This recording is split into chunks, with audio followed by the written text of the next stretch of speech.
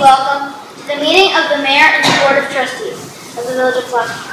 My name is Nicola Garuba, and I will be helping out tonight. Thank you so much, Mayor Garuba. He is in 5th grade here locally in the Village of Flossmoor, and it's really my honor to get to work with him and get to know him better. He also attended a ribbon cutting at the Balloon Bar a few weeks ago with me, so thank you so much for your help tonight. I appreciate it. This meeting is being streamed via Zoom for the convenience of those who are unable to make it in person. We don't have anybody who signed in to speak, so unless that changes, I will go ahead and move on. Today's date is May 19th, 2025. The time is 7:02. Clerk Logaldo, would you please call the roll? Trustee Daggett. Here. Trustee Dorsey. Here. Trustee Lofton. Here. Trustee Mitros. Here. Trustee Mustafa. Here. Trustee Rogers. Here. Mayor Nelson. Present. We have a quorum. Thank you so much. First off, we have recognitions and appointments, and there's 3 important proclamations that we'd like to make, starting with Jewish American Heritage Month. I'd like to welcome Rabbi Gideon Isaacs up to the front.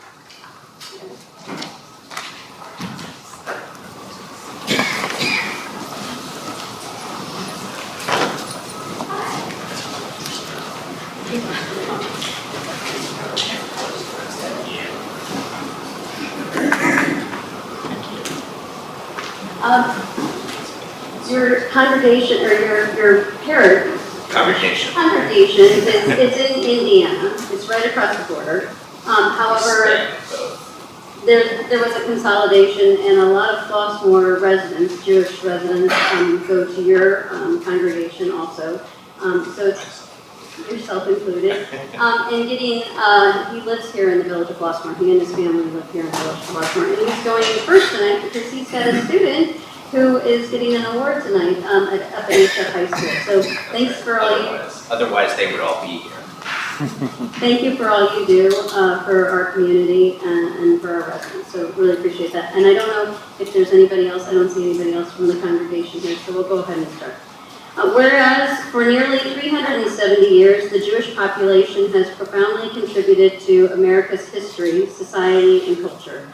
And whereas in 2006, then President George W. Bush established May as Jewish American History Month, and to honor the long history of Jewish Americans and the many contributions of Jewish Americans to American culture, history, military, science, government, education, and all areas of American life. And whereas the proud heritage of Jewish Americans is a reminder of our nation's constitutional commitment to religious freedom and the importance of a dedication to community and history. Whereas 320,000 Jewish people call the Chicagoland area home, and whereas the Jewish community has faced historical struggles including discrimination and persecution, but has continually demonstrated resilience, compassion, and an unwavering commitment to justice and peace. Whereas our society needs to reaffirm our rejection of anti-Semitic bigotry and our commitment to never compromise our steadfast support for the Jewish community. Now, therefore, I, Michelle I. Nelson, Mayor of Flossmoor, do hereby proclaim the month of May 2025 as Jewish American Heritage Month. The Village of Flossmoor expresses appreciation and encourages our community to learn more about the significant contributions made by Jewish Americans to the diverse community that comprises the Village of Flossmoor, State of Illinois, and the United States of America. Thank you so much for being here to help us recognize this. Sure, I'll just say a quick word, which is that I think we all appreciate in these times there have been a lot of any marginalized community or minority community, anyone who believes differently or is out of step.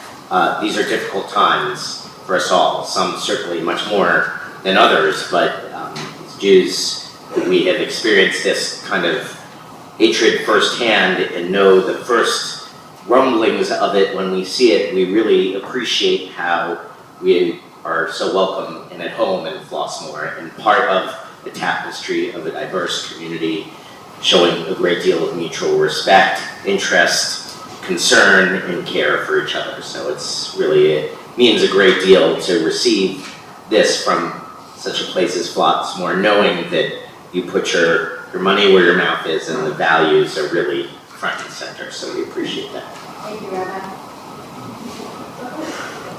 You ready?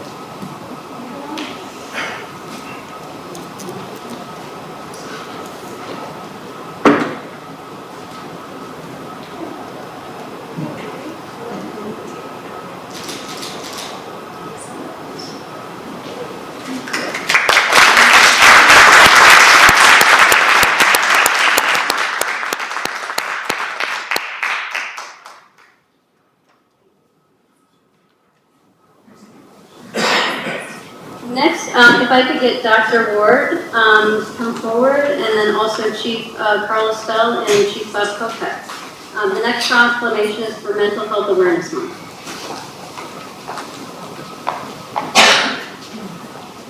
And I'm not going to steal any thunder from our agenda item later on in the meeting, but Dr. Ward is in charge of Grand Prairie Services, and so she's going to say a few words after I read the proclamation. Whereas mental health is vital to the overall health and well-being of all individuals, and whereas connection with one's culture and community is key to supporting overall mental health. We recognize that individuals who have strong connections to their communities have better mental health outcomes, including lower rates of suicide, violence, and feelings of isolation. And whereas Flossmoor encourages organizations, advocates, mental health professionals, and individuals to recognize the importance of mental health and promote a message of hope, healing, and community. And whereas strong community support requires an overall understanding that every person is deserving of a mentally healthy environment and has a role in the wellness of those around them. And whereas the Village of Flossmoor wishes to enhance public awareness of mental health by recognizing May as Mental Health Awareness Month and help dispel the stigma surrounding mental health. And now, therefore, I, Michelle Nelson, Mayor of Flossmoor, do hereby proclaim the month of May 2025 as Mental Health Awareness Month. And I call upon the residents, government agencies, public and private institutions, businesses, and schools in the Village of Flossmoor to commit our community to understanding and enhancing public awareness of mental health to help end the stigma. Good evening to the mayor and board. Good evening. I would really like to thank the city of Flossmoor for this opportunity. I have lived in this community over 30 years, and I've worked in the field of mental health for over 40 years. Don't look my age, right? But what I've seen and what I've noticed so far with the Village of Flossmoor, of course, Chief Kopek, being a part of our committee for the state of Illinois and trying to develop services that would assist those who are in mental health crisis to live a long, healthy life. But more importantly, this is Mental Health Awareness Month. This is an opportunity for all of us to learn more about mental health, learn more about the importance of being able to identify signs and symptoms of mental illness, and being able to assist those in our community to have or provide the services that are necessary. But more importantly, this is an opportunity for us, all of us, to show compassion. Compassion for those who realize that this is an opportunity for us to help each other in the community. And even more importantly, that's so I'm gonna take it. But even more importantly, what we find is those who have symptoms or exhibit symptoms of mental illness die. It used to be when I first started, 25 years earlier than anybody else. And for males, it was even higher. But now, it's 30 years earlier. And not because of symptoms of mental illness, because of comorbid conditions, high blood pressure, hypertension, those things that are not addressed or care for lack of insurance and lack of access to resources. So I call upon the entire state of Illinois. I stand in solidarity with our governor and his opportunity and his desire to make sure that every citizen who lives in the state of Illinois has access to mental health services. So I would like to thank you for this proclamation, but more importantly, I urge you to look at your community and recognize that there's somebody in your community who needs resources. Simply call 988.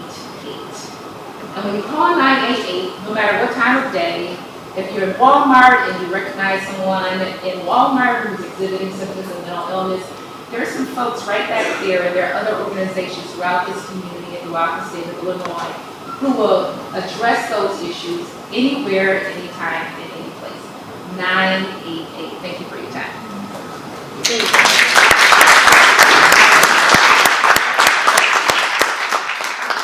And then a little later on in the meeting, we're going to hear about an exciting co-responder program that Chief Kopech and Dr. Ward have been working very hard on.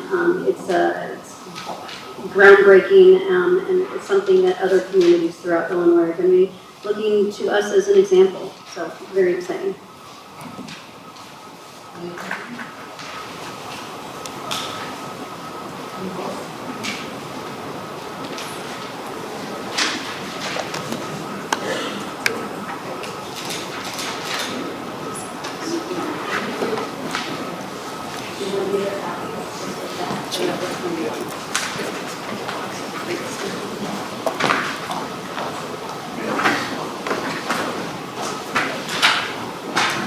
And last, I'd like to call John Bronke and our Public Works, Director of our Public Works Department and our Public Works staff up here to join me. Public Works isn't a 9-to-5 job, it's a 24/7 job.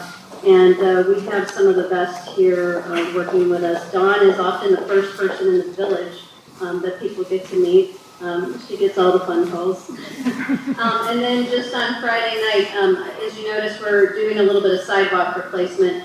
And Trustee Mitros noticed that there was a horse down marking one of the sidewalk squares that was missing. And unfortunately, Clint was there at the restaurant having dinner. He left dinner to go run down the street to the sidewalks to put the horses back up. So we're super lucky to have an incredibly dedicated team here working for the Village of Illinois, not only taking care of our waters, our streets, our sewers, our sidewalks, also applying for grants that save us millions and millions of dollars.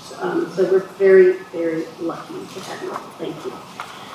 Whereas the year 2025 marks the 65th annual National Public Works Week, sponsored by the American Public Works Association, Canadian Public Works Association, and whereas public works professionals focus on infrastructure, facilities, and services that are of vital importance to sustainable and resilient communities, and to public health, high quality of life, and the well-being of residents like the people of the Village of Flossmoor. And whereas these infrastructure facilities and services could not be provided without the dedicated efforts of our public works professionals, who are engineers, managers, technicians, water operators, foresters, and laborers, responsible for building, rebuilding, improving, and protecting our village's transportation, water supply, and treatment, and solid waste systems, public buildings, and other structures and facilities essential for our residents. And whereas Flossmoor Public Works fulfills these objectives on a daily basis to build and rebuild our infrastructure to be sustainable and resilient, as well as improve our residents' quality of life, all while being ready to respond to any natural emergencies such as flooding, loss of power, or a blizzard at a moment's notice. And whereas it is in the public interest for residents, civic leaders, and children in the Village of Flossmoor to gain knowledge of and maintain an ongoing interest and understanding of the importance of public works and public works programs in our community. And therefore, be it resolved that I, Michelle Nelson, Mayor of the Village of Flossmoor, do hereby proclaim the week of May 18th through 25th as National Public Works Week. And I urge all residents of the Village of Flossmoor to pay tribute to Flossmoor's public works and to recognize the substantial contributions they make to protecting our village's health, safety, and quality of life for all. Thank you so much for all you do. Thank you.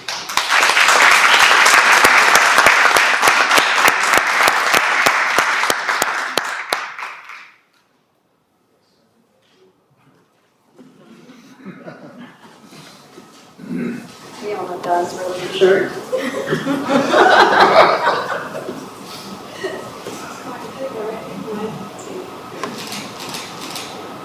Thank you. Thanks, everybody.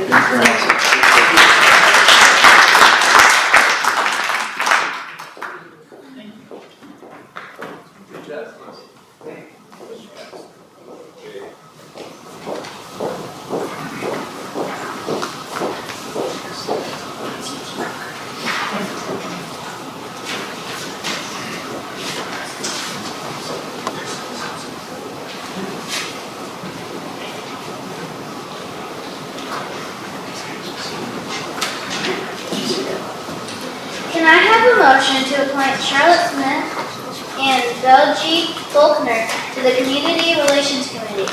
So moved. Second? Thank you so much.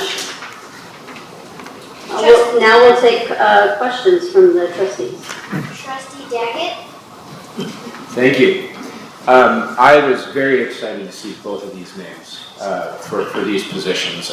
Charlotte, I've known for a little while, actually had an opportunity to do a home inspection for them when their kids were super tiny. And getting to know you even a little bit just out and about in the neighborhoods, the thing that I respect about you is that you're willing to ask hard questions, but you do it in a very collaborative way. And that means a lot, especially in the position that you're taking on. So thank you for serving in that position. I know you're going to be an incredible addition to it. And with Belgie, I had an opportunity to really get to know Belgie during the election. We had 7 people running for 3 seats, and it was the most uncontentious race I've ever seen. And that's because the people who were running were incredible and had character, and Belgie was one of those. So I feel fantastic about both of these appointments, so I'm 100% behind. Thank you so much. And you know what, for the folks at home and who might not know both of these candidates, I neglected to introduce them properly. Charlotte Smith has been a 12-year resident, and among her many attributes, she has extensive experience in community service, particularly through her work with Jack and Jill Monarch Cities chapter, and then also with Flossmoor Service League. She prides herself in successfully organizing initiatives that promote cultural awareness, civic engagement, and social impact. And she's also worked with Open Access, Restoration Ministries, and we planted a garden together at Levitt Park with the kiddos from Jack and Jill, which was a lot of fun. She's got a Bachelor of Professional Studies from the University of Memphis, and she works in sales, where she has developed strong communication, relationship building, and community engagement skills. And I'm just a big fan, if she didn't know that already. Belgie Faulkner, he's lived here for 30 years. He is a graduate of Homewood-Flossmoor High School, so homegrown. He was drafted by the Pittsburgh Pirates. Don't let that change your vote. He's managed several businesses and entertainment venues and coached youth sports. So he's been very active in the community. And as Gary said, he is a connector and incredibly engaging. So both of these folks have my full support. Next comment? Trustee Dorsey. Thank you. So I was extremely impressed with your application, but I'm impressed with you anyway. I know you and your husband. But I know the work that goes into the Jack and Jill chapter. Many people that serve with your chapter, I know as well.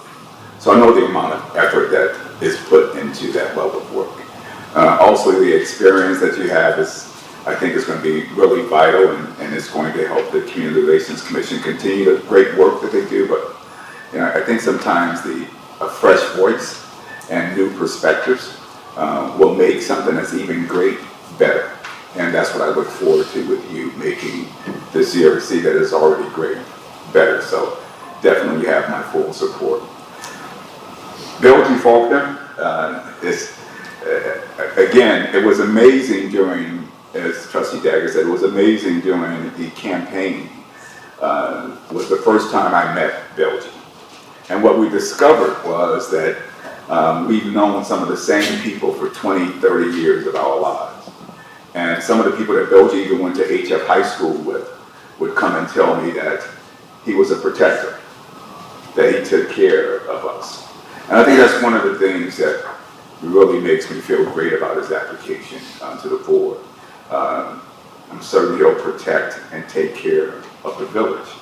And so Belgie also has my full support. Thank you very much. Thank you. Trustee Lofton. Thank you, Mayor. I too am always impressed with the quality of our residents that come on board in our commissions and bring leadership and their education and their experience.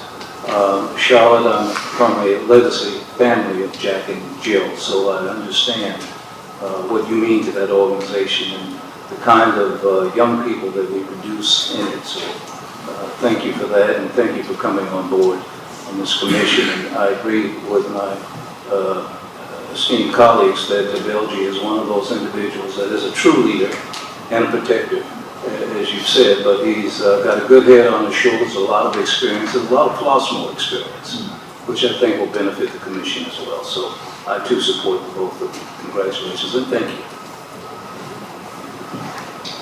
Trustee Mitros. Thank you very much for volunteering. These positions are important to the village, and the volunteers put in so much hard work. I'm sure you're going to do a great job, as I'm sure Belgie will do, and I look forward to working with you guys. Thank you. Trustee Mustafa.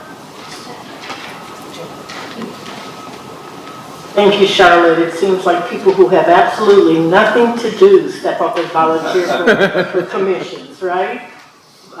And you're busy, and you're engaged, and you're committed. Thank you for volunteering once again.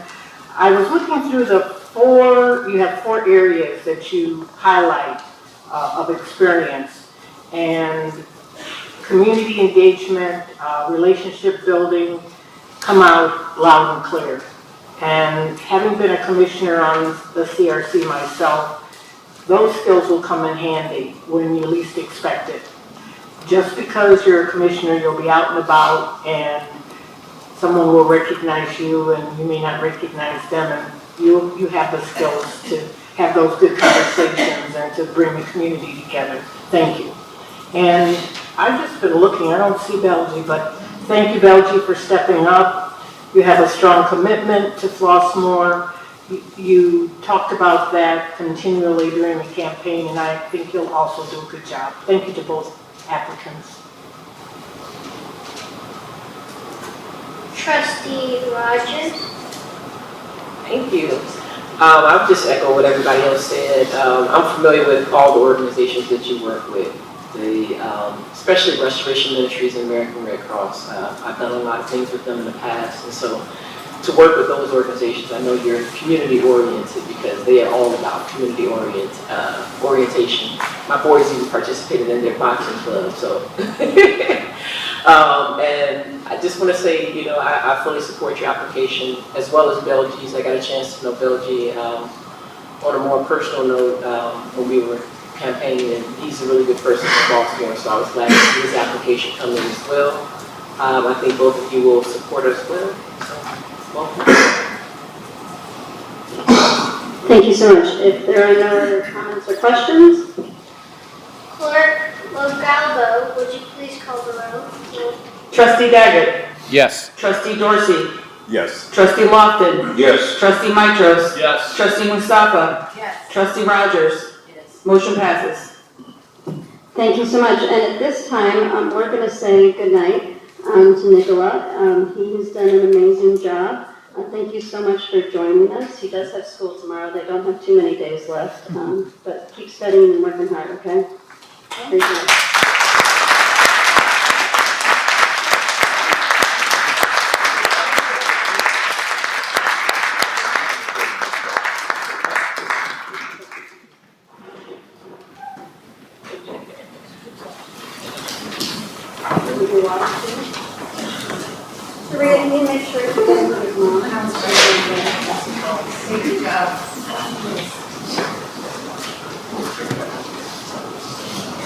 Thank you, everybody. Could I get, we don't have anybody who's signed in to address the board, so I'm going to go ahead and move on. Before we move on, though, our attorney, Carl Otteson, wanted to make a quick little announcement.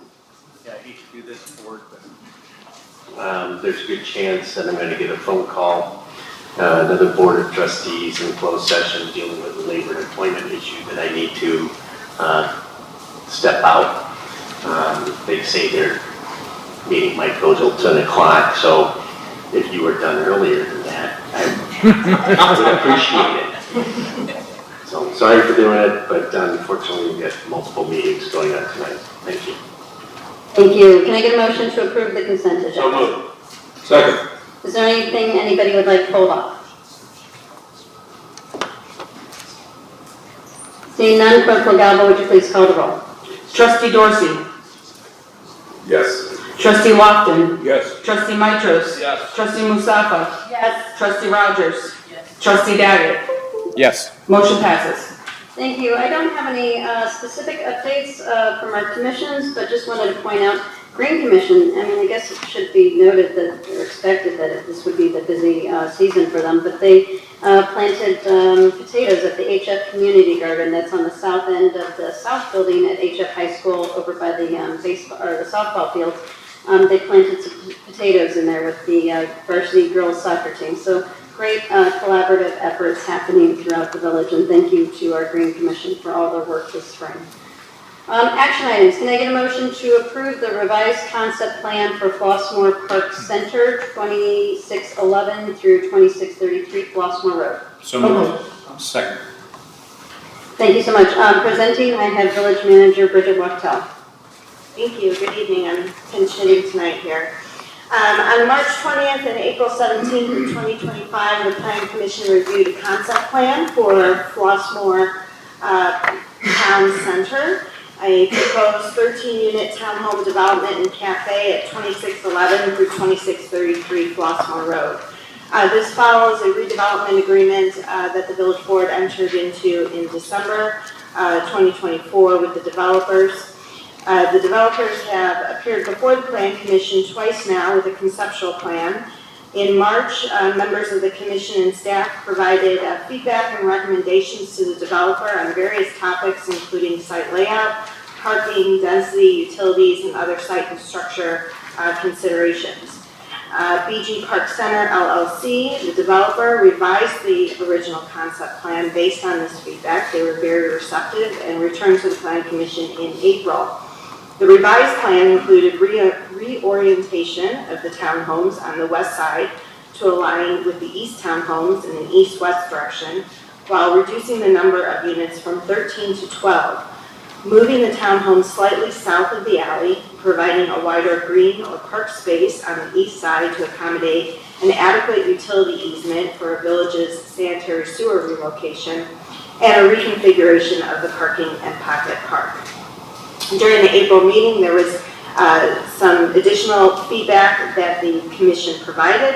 At that time, the developer advised that they were at an impasse in incorporating any additional proposed recommendations and requested to bring their revised concept plan before the Village Board.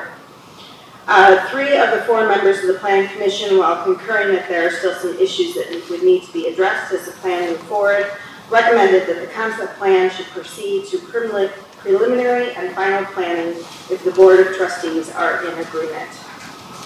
At this point, the developer is seeking guidance and direction from the Board of Trustees as whether to amend the concept plan any further and ultimately seek your feedback on moving forward with the preliminary and final plan stage where more detailed plans submitted and public hearings would be convened.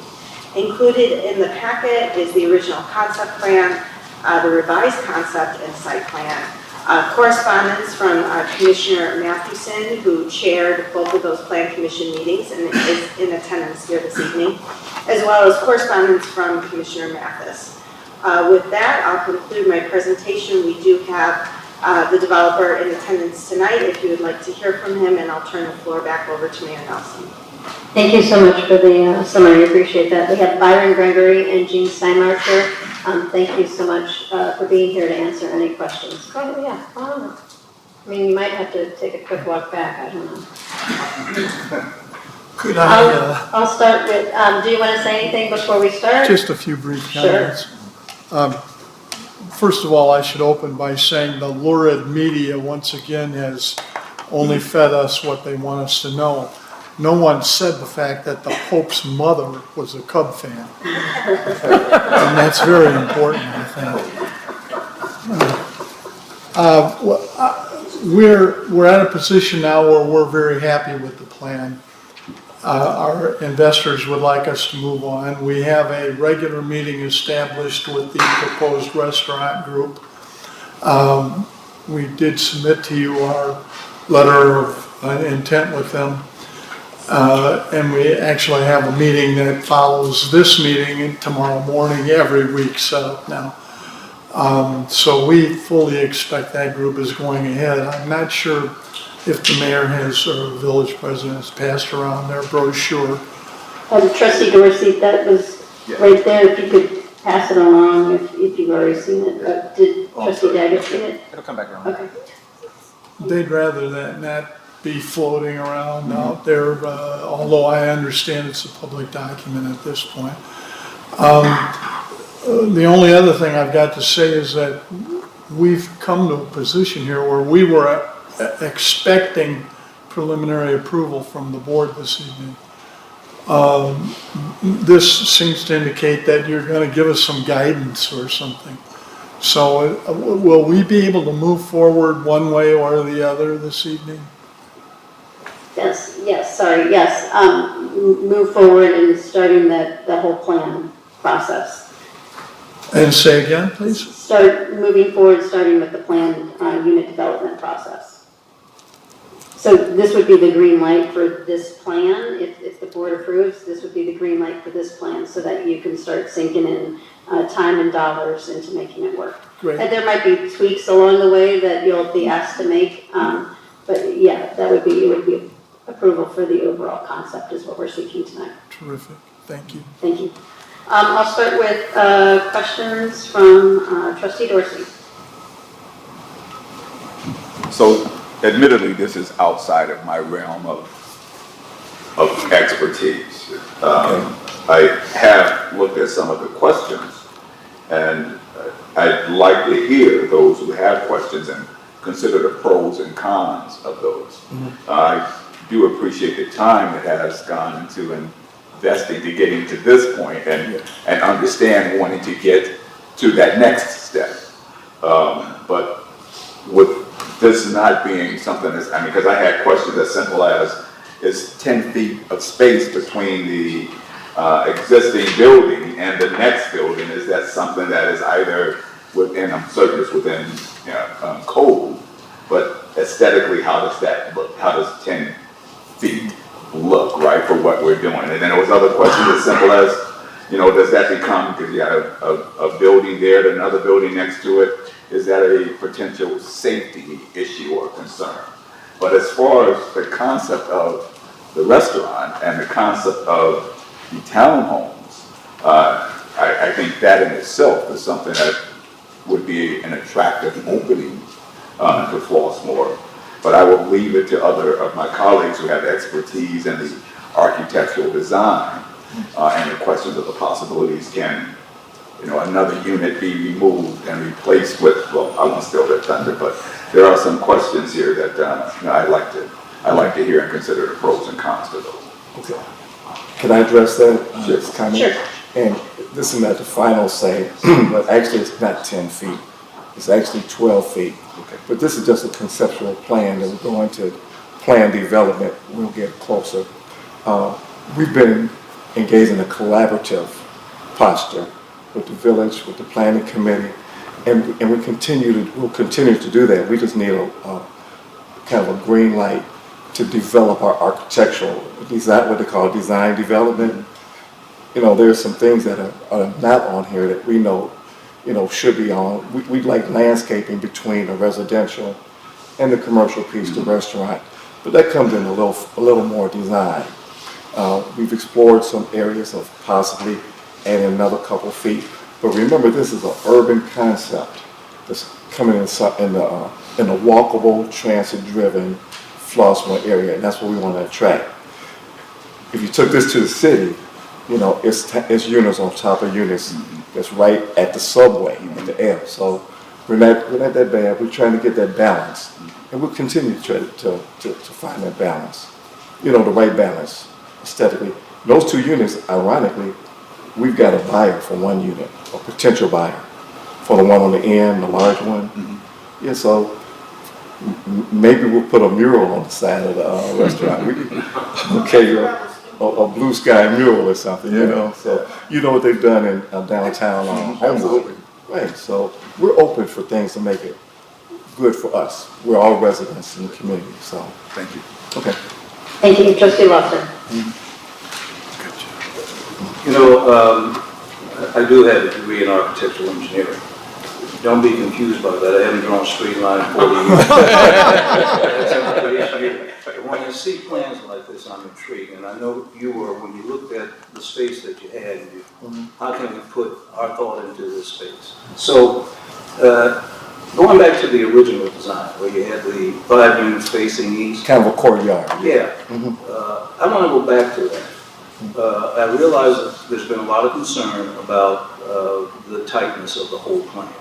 And so you've advanced it to now drop one of the units, you're down to 12. It looks like on this plan you presented today. Well, I'm going to ask you to consider this. If you look at your end unit, I think you have it labeled as number 12. If you were to move that over 2 spaces, now you were to drop number 11. Wait a minute, you're dropping number 11 and number 10. Listen to what I'm saying. Yeah, I was pulling the plan, okay. I'm intrigued. Can we get it on the screen? Is it possible? Or? All I'm trying to do is because I know the discussions you're going to have with the restaurant group. That, I think, is a real great deal. Because you're catching them at a time when they're having major success. They're ready to go. And I'm wondering if there's any advantage in expanding that space.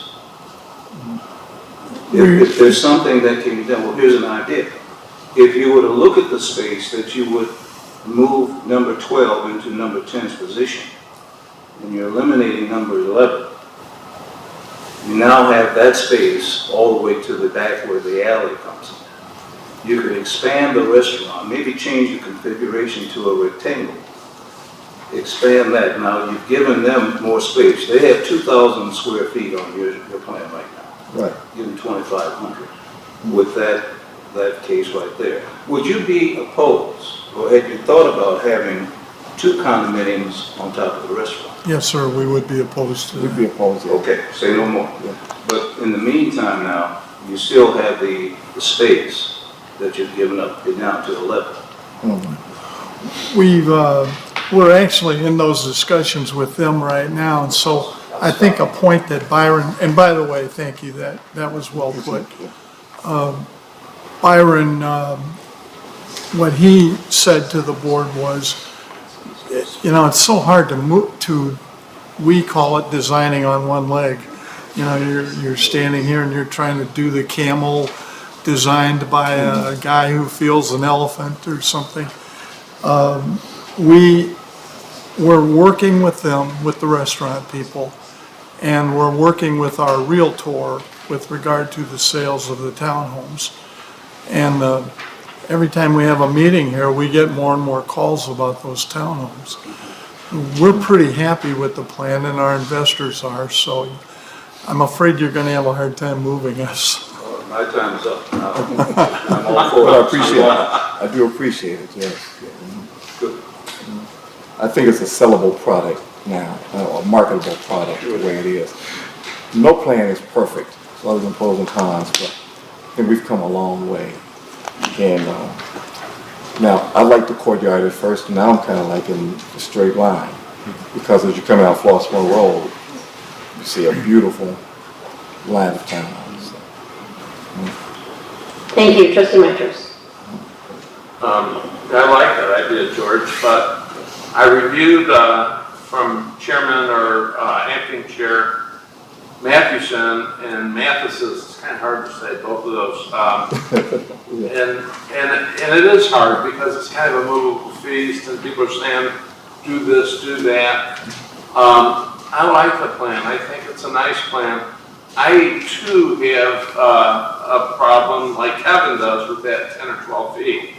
And one of Mathis's things, number 2, is that if nothing else, give them 20 feet. So I'd really like to see a larger space between those units somehow. I think 10 or 12 is awfully narrow. Who's going to own the restaurant when this is all said and done? The brick and mortar?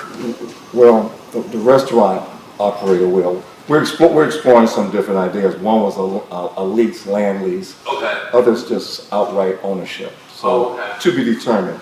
But let me point out to you, it's 10 feet Yeah. from the front of the townhouses to the landscaping berm. The landscaping berm is 8 feet. Okay. So before you get to the parking lot, you've got, this plan that's on the screen now. You see the landscaping berm with the tree? Yes. Yeah, so that is so that as cars pull in, their lights are not shining right in. Right. That's 8 feet. Then you have 10 feet before the townhouses. So you've got a landscaping area and 10 feet. It's really more like 18 feet. Oh, okay. Mm-hmm. Okay, that And makes it more, in my idea, that makes it more doable, so I appreciate you explaining that. I understand. So, But I'm excited about it. I think you're gonna sell a bunch of these in a hurry. And, the ownership of the restaurant, that concerns me a little. I'd like to know who's actually owning that property. I thought maybe you guys would be keeping it and leasing it. And we really want this restaurant operator. I think he's in town already. He's doing a good job with what he's doing now. Right. And we really want him on our site, so we're gonna try to work it out with him one way or another. Yeah. And they're Flossmoor residents. Right. One's a product of HF Right. also. So they want the right thing on Flossmoor Road. Right. They've got other future plans in other areas, local areas, but. Well, I like it.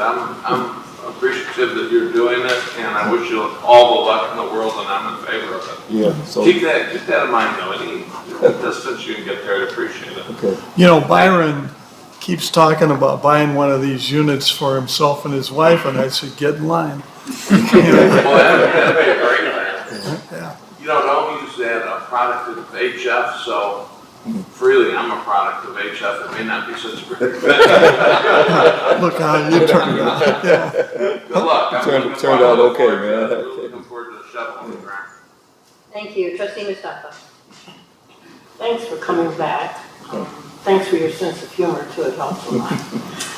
So it sounds like, or I'm inferring that there's been progress since this was all written up, like some decisions were made or information was sorted out, because the information we have talks about the developer advised that they were apparently at an impasse and incorporating the additional proposed recommendations. So has that been worked out? Well, I think he was putting a nice word in there, impasse. We really don't want to move any further than we've moved with regard to these things we've So done. it would be 12 townhomes? That's correct. You're not going to go to 11 or 10? No. Okay. So There's a certain point for it to work economically, Yes. financially. Yeah. Yes. It's a very careful balance. yes, Okay. I understand. Mhm. So for me, I'm not tied to either configuration. To me, it's what's best for the developer, what's best for the space. The L shape gave a little bit of a coziness to it, but if that's not the most advantageous, I'm not tied to that, so the line is fine. I do agree that if you could increase it from 18 total feet to 20 or 22, so that when they're in front of their property, they have a little bit more space, and if they wanted plants or something, they wanted bright light, they wouldn't be in a tunnel feeling, because they've got the building in front, which would be the cafe, and then the light is blocked on the east side a little bit by the apartment building. So if you could give any more space, there'd be more light for those 2 units, especially in the wintertime. There was difference of opinion for one commissioner, and there was a mention of some zoning, not irregularities, but some zoning questions. Could you talk about that? It was for me, it was kind of ambiguous because it is mixed use. So you have a commercial component, so we fit into a commercial residential use. So I didn't quite understand. We're trying to buffer down from the downtown, the town center, and get into a more residential setting, but a multi-residential setting. So it's a PUD basically, and you sort of create your own distances and things based on a PUD and whatever we can get the municipality to agree to, I guess. What is PUD? Planned urban development. Okay, It's thank just you. a concept. Yeah, you can also say that, well, in the downtown area, we don't allow residences on the first floor. But then you'd never get to this buffer, this transitional zone. So that's, once again, it's a awkward thing to stand here and say, this is what we want, but, this is what we want. And, I should mention, I've lived in Flossmoor as well for 40 years, and actually was chairman of the planning commission here for 10 years. And so I really want to do the right thing and do what's best for the community. That's the feeling I get too. Just one more question. Related to the amount of paving and taking up the green space with pavement or parking lot or the driveways of the homes, what will the impact be because of that? So once we have a concept, agree on the concept, we increased our green space in the pocket park that we're creating.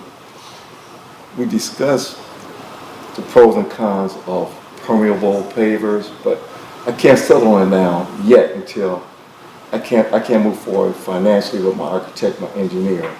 But we know that part of your new water detention actually comes through our site. So we consider some inlets and things, but it's to be determined. We've got to engineer that.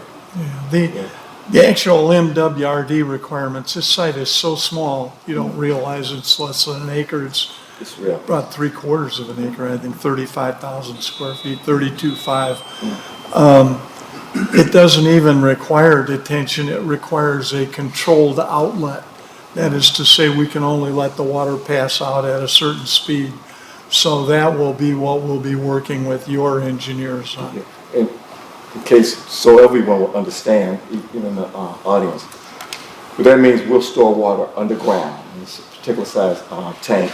It'll be what they call a restrictor valve. The water can only be released at a certain rate, flow rate, so it doesn't overwhelm the system.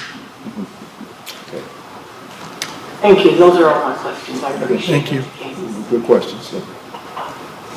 Thank you, Trustee Rogers. I don't know if this question was answered, but I thought trustee and staff had mentioned it, but I was wondering about the parking, and also like the blind spots in front of unit 11 and 12, but just the parking ratio for those individuals in the townhomes. If you could go over that. The parking, of course, the townhomes each have a double garage, and then they all have 2 cars parkable outside the garage. And I'm exaggerating there a little bit because the larger townhomes don't have a parking space behind them. But, and we did capitulate to the Plan Commission on the parking lot. That was not our thought, but we're kind of glad we did. And our restaurant guys are very glad we did. So imagine you're moving into a built-up community and you're trying to move a restaurant in there. You'll never see a parking lot go with it. And so in this case you do. And once again, it's the PUD, so you sort of write your regulations as you go. And so, and remember we have the parking lot, the park we're providing, and then Flossmoor Road has good parking, so. Net parking on the site, that's for the restaurant. Then the garages, the residential parking is all off the alley. The garages are off the alley. I guess, and then the final question is, you have the tax increment estimates. Yeah, what? Tax estimates, increment estimates. Oh, for the proposed taxes? You want to address the specifics of that, or? How much are you looking for? I think that's what the question is. How much are you How much are looking we for? anticipating the taxes to be? Yes. I think we need about 7 years of the taxes to make this work. So I think that's what it comes out to. We worked with Kathy Orr on the numbers and figured out what could be affordable. We also have a tax projection from the township assessor. Taxes are, as you know, relatively high. And so it doesn't take long to wipe out the TIF debt. There's no money coming in up front. It'll only be money that we earn.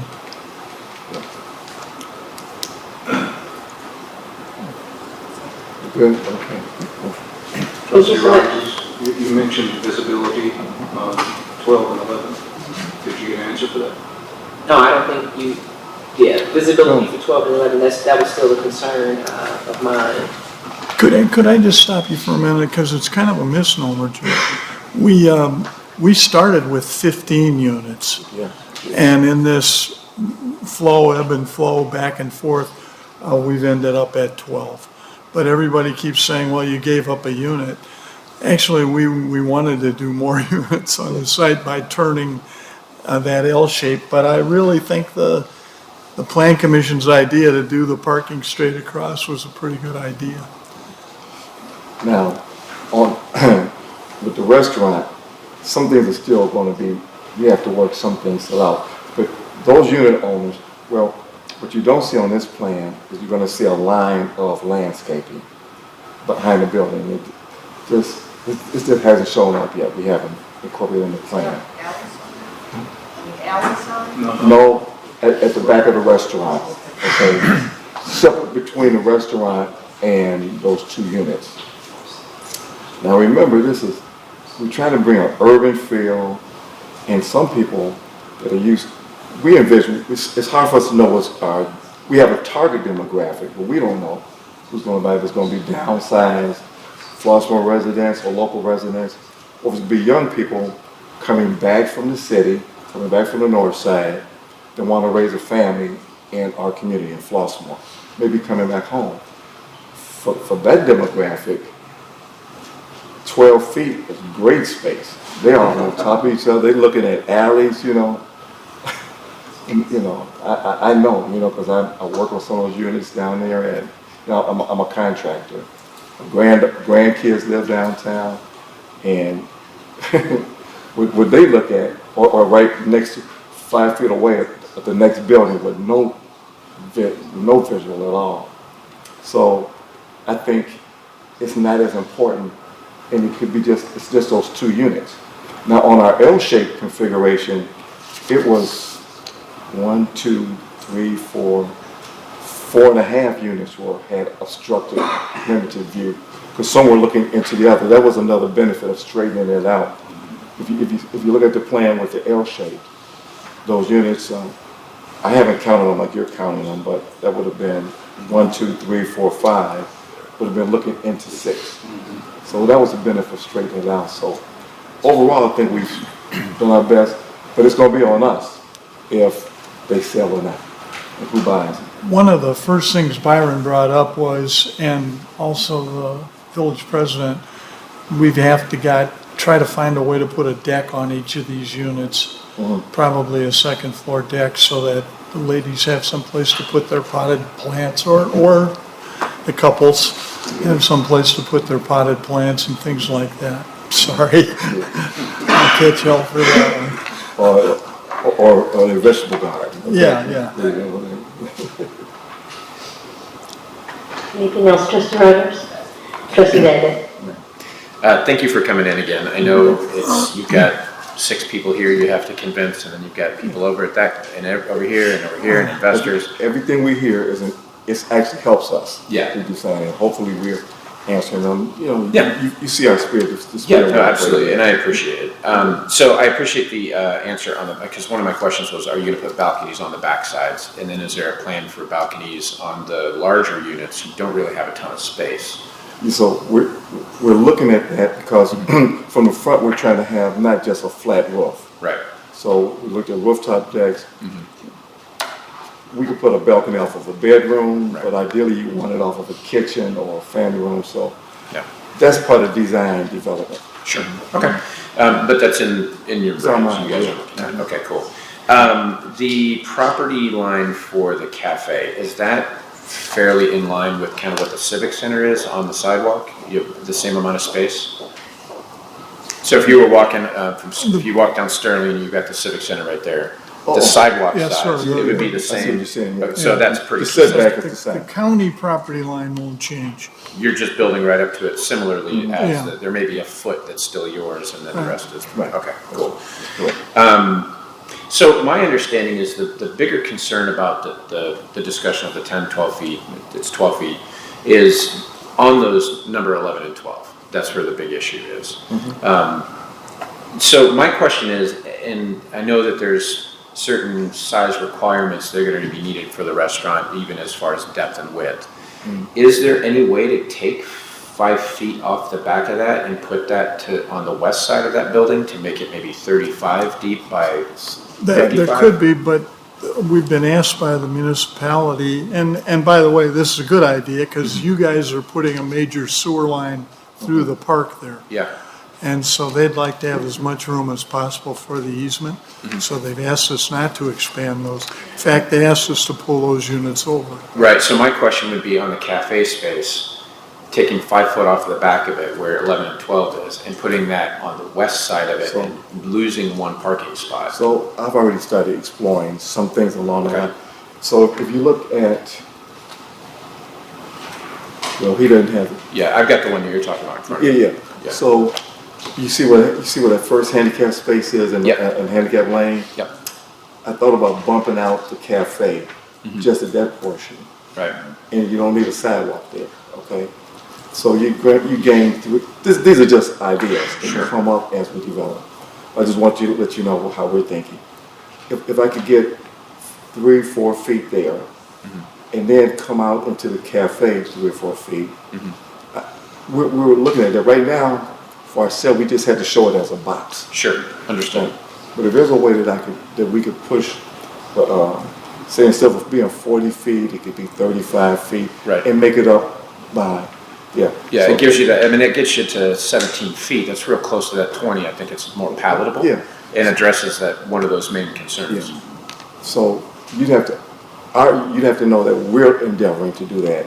Sure. But it's hard for us to wait because we're losing our season. Right.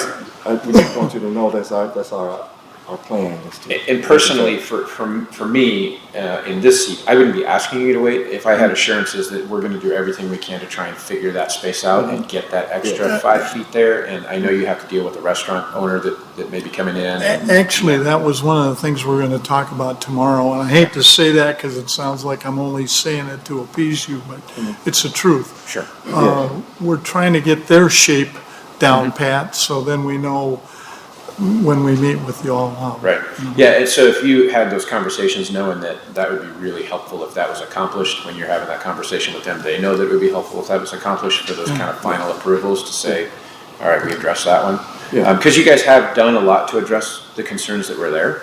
I think that's the one, when I look at it, even when I kind of see the renderings, the closeness of that, it is pretty tight. Yeah. So we're working on that. Okay. Our main thing was straightening out the. Yep. We addressed the majority of their concerns. Yeah. And we had the restaurant kind of on the back burner. Right. But I see that. I see the same thing that you Yeah. see. Okay. I think for some people, some buyers, it may not make a difference, but we should try to give the most. And I'm for that. Yeah. And my hope is that in your partnership with them, you'd be able to figure that out. And that's kind of another one, maybe one last thing you could do to help get it closer to what, the Plan Commission was hoping for. Right. But we can't afford to wait for another process with the planning committee. Totally get it. You'd have to believe in that we're going to do that. And we could submit to the planning commission how we're making progress on it. Right. But we can't keep the whole process. Because already from the redesign from L shape to this shape, we've got to scrap a lot of money we've already put in with architects and engineers. So. And I wouldn't be asking you to put anything on the back burner or like you said, if I knew this is our intent, we're going to try and do this. Because I understand now you have to really start spending money to get to that next step. So. Okay. Yeah. Oh, sorry. I just wanted to know, are you going to try attempt to keep the outdoor dining portion that you have here? Yes, sir. Yes, absolutely, absolutely. All right, if That there was- are no other questions, Clerk Lugaba, would you please call the roll? Trustee Lofton. Yes. Trustee Mitros. Yes. Trustee Mustafa. Yes. Trustee Rogers. Yes. Trustee Daggett. Yes. Trustee Dorsey. Yes. Motion passes. Thank you all. Thank you so much. We'll do the best job. Keep moving forward. Next up is a discussion item, presentation of a collaboration between the Village of Flossmoor and Grand Prairie Services to provide mobile crisis response services.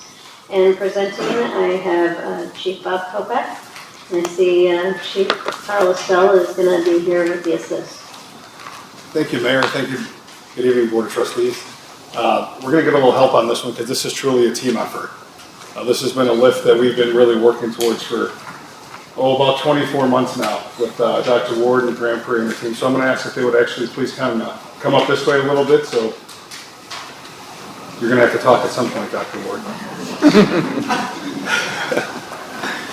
I know there's a memo in your packet. I'm just kind of going to give you the summary here of the work that we've been doing, really focusing on mental health services for first responders in the community, especially as the EMS, the paramedics, and law enforcement is being called at the highest level of mental health calls that we've seen in decades.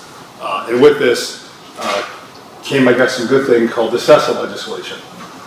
So over the last 2 years, Flossmoor Fire and Police have examined ways in which to supplement our response to emergency and non-emergency mental health calls, especially in light of the Illinois Community Emergency Service and Support Act, CESA. Since the initial CESA legislation was drafted, we began utilizing 590 mobile crisis response teams, MCRTs. So now we're going to ask what's an MCRT, because that's the first thing I did with Dr. Ward, I think, not me. 590 is a comprehensive, integrated, effective crisis care service that saves lives for anyone, anywhere, and anytime. The main objective of the 590 mobile crisis service are to provide rapid response, assess the individual, and resolve crisis situation for children and adults who are presumed or known to have a behavioral health disorder. Essential functions of the 590 mobile crisis service include triage, assessment, de-escalation, peer support, crisis planning, and the biggest thing that was missing in the piece of the puzzle, is really the follow-up support and care for the individuals. So historically, when we've had a mental health crisis in Flossmoor, or really anywhere in our suburban regions, 911 is activated, right? And 911 became the first responders for mental health crisis. And though our partners in law enforcement and EMS are trained in some mental health awareness, we are not mental health professionals. We do an amazing job that we were asked to do over the last 20 years. But simply, as things have changed and evolved, what we've found is we're missing is the third part of the I call it the public safety first responder model. And that is the MCRT team. These are individuals. There's usually a team consists of two. One is a fully trained mental health professional that's part of the team. The other is somebody that is obviously trained in mental health crisis, but has lived experience. And when we've seen the system work firsthand, it truly is magical to see these teams pull up on the scene and really begin to assess the situation where maybe the law enforcement officer, EMS, hasn't been able to break through. So what we've seen locally in Flossmoor over the last 24 months is after utilizing MCRTs, we have seen a reduction in the amount of frequent flyers or callbacks. And the difference here is not every patient requires an emergency room. And unfortunately, we treated everybody as if they needed to go to an emergency room, and that really isn't the case. So what Grand Prairie, our partners here, have really brought to us over the last 24 months is the opportunities and the options that exist beyond a medical emergency. So part of the job of the team is to come in and assess the patient with us and truly identify, is this a medical emergency or is this a mental health crisis? And once we identify what the core issue is, in some cases we'll go to the hospital. In others, Grand Prairie has facilities and services that are able to truly provide help for the individual that's experiencing the crisis. And like I said, this is the biggest component that we've seen, is really that follow-up care at the hospital. Generally, we drop somebody off at the ER. We never really see them again. We'll follow up with a social worker occasionally, may not really get an answer.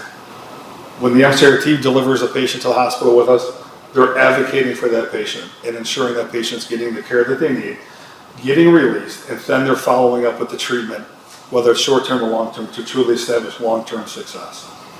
And that's truly what's made the CESA legislation kind of where we're at today, is we do know that it works. Over the last 2 years, we have identified a couple hurdles within the legislation, which is kind of why we're here this evening. So currently the model of CESA has first responders going to 911 calls. We can get into the 988, I'll let Dr. Ward talk about 988. We get there, we identify that this isn't a routine mental health call. We call our friends at Grand Prairie Services. They have about a 30 to a 45-minute ETA. That puts law enforcement, EMS on the scene for nearly an hour, sometimes still trying to break through to the patient. But we have to get there, they have to do their thing, and what we lost is time. We're nearly 60 minutes in from the initial call, trying to break through to the patient or identify if this is a medical emergency or a mental health emergency. So what we've really been working towards since Dr. Ward and Flossmoor started working together in Grand Prairie is what was missing was we need to look at the mobile crisis response teams as another wheel of the public safety spoke and getting them involved with us, embedded in the fire station, the police station, and riding with the firefighters, the paramedics, and law enforcement officers. And that's what we believe is truly going to become the model. And we've seen it be successful in other regions in the country. It's worked in a lot of places. And we really truly believe that what we've done thus far is this is going to kind of really give us the breakthrough and really help the state understand that the co-responder model is really what we believe is the best model for at least the Chicagoland region. I know it's a statewide legislation. I also believe that there's a lot of differences between Chicagoland and southern part of Illinois. And I'd like to think we can make this work everywhere. But I'd like to be the first in the state to really give this a crack and truly believe that the partnership between Grand Prairie Services and the Village of Flossmoor is truly going to provide a better service to the residents of this community and really the region. So Dr. Ward, if you have anything you'd like to add that I haven't said. Said it all. Chief Estelle has been a big proponent and help in getting this through. This has been a heavy lift. Dr. Ward has been instrumental in getting this through the Illinois Department of Public Health, UIC Crisis Hub. We've had to go through a lot of, we'll call it red tape, but we finally got the approval and here we are, and we're looking forward to start basically June 1st. She's got some esteemed colleagues, Dr. Lester. And Mr. Joseph Thomas, who actually oversees the MCRT program for Grand Prairie. So we're looking forward to really working with him and seeing him in the firehouse a lot over the next couple of months. So the program right now is designated for 12 months. So we're going to start 2 days a week, 8 hours a day for the first year. And what we really hope to see is that the need is there and we continue to expand this program and really make it a 24/7 operation within the Southland. Thank you so much, Chief. Appreciate you. A couple of months ago, Chief Kropek and Dr. Ward gave a presentation to the South Suburban Mayors and Managers Safety Committee. And for those of you who don't know, that's a group of about 45 municipalities that they represent. Everybody, all the chiefs coming together, fire chiefs, police chiefs, mayors and managers all coming together to learn from each other and work together to make the region even better. And I have never been so proud as when I heard you and Dr. Ward talking about your collaboration and the work that you were doing to break through the red tape and to figure this out so that we could be an example to other communities who are looking to implement a similar model. So thank you so much for really sticking with it and grinding it out and making this happen. This is very exciting. Thank you. I'll first take any comments or questions from Trustee Lofton. Well, we talked about CESA 3 years ago now, and you brought this to fruition in a grand fashion, so I'm really pleased and proud of what you're doing, Bob, and Dr. Ward, your team. Thank you very much for stepping in with us. Thank you. Trustee Matros. Yeah, this is fantastic. You have listened and acted on that. I think the village has, and I think you all deserve a pat in the back. You talk about a medical versus a mental health. A medical, you would know that immediately, right? Or not necessarily? Not necessarily. and like I said, Mr. Thomas could speak about that firsthand. And there are instances that obviously we're called thinking it's a medical emergency initially. Sometimes we do get called for the psych evaluation. And so part of that is, when you go for a mental health crisis, like a psych evaluation, because usually law enforcement's requesting EMS for a transport, the really underlying is why are we having this crisis, and how do we calm that down, and how do we break through to the individual in crisis and try to de-escalate that situation, and then truly identify, right, was the psych evaluation really medically induced or from an issue, or is this a behavioral issue, health type mentality that we could get other treatment that we're not going to get in an emergency room through that. Okay, and then the MCRT, that will be staffed 2 days a week starting out. Is that a Grand Prairie service person that is in the fire department or in the police department? How to station full time, in other words? That's correct. So initially, as this pilot program is going to develop, we're starting with 2 days a week, 8 hours a day, and it'll be 2 individuals from the MCRT staffed and furnished by Grand Prairie Services. Okay, and then is that state funded? We have grants from the state to cover that? Dr. Ward? Yes. Oh. Yes, that's a state funded And it's not program. specific to just Flossmoor. Okay. It's co-location, so we can provide that service anywhere, anytime, any place. So would those people go on every call, every emergency call, or a police call? I mean, how would you know when to send the medical team out versus? I love your questions. Well, I'm I do, because this gets me excited. Yeah. So, because this is kind of what we're missing. So what we're missing is that right now, they're only responding when we're calling them. Okay. So we're only calling them on those situations where we're struggling to break through with a patient. Somebody that might be, doesn't want to go to the hospital, locked in their bedroom, acting out. Sometimes law enforcement, we don't want to get hands on anybody, and they can't break through to them. Our medics can't break through to them. So now we're in this, think about the time it takes for all of us to get there. We're trying to figure out this problem. We utilize the MCRT, they get out, we're 60 minutes into this, we're still trying to figure out if we're going to a hospital, or do we need a hospital? So what we're really cutting out is we're cutting out the process of us only handpicking when we're going to call them. Okay. So that's good. The fortunate part is law enforcement and EMS has gotten very good at dealing with some mental health issues. What we're looking to truly do with the mobile crisis response team and locating them in Flossmoor is, like Dr. Wood said, it's not going to be, it is specific to Flossmoor. I'm going to be selfish to a point. However, the state funding says we have to share with everybody, which I agree with, because the program is to grow throughout the entire region, is to really get the mobile crisis response teams responding on those everyday incidents. The site call, the mental health call. So calls that we normally typically wouldn't utilize MCRT on, we're looking to actually dispatch them and deploy them with us at the same time to go and to start mediating and de-escalating the situations. So part of the CESA legislation was to truly remove law enforcement from being the first responders for mental health. That's kind of a main component of CESA. Well, unfortunately, through the way it's gone thus far, is law enforcement is still kind of the primary 911 responder when it comes to mental health. You don't know. We don't know.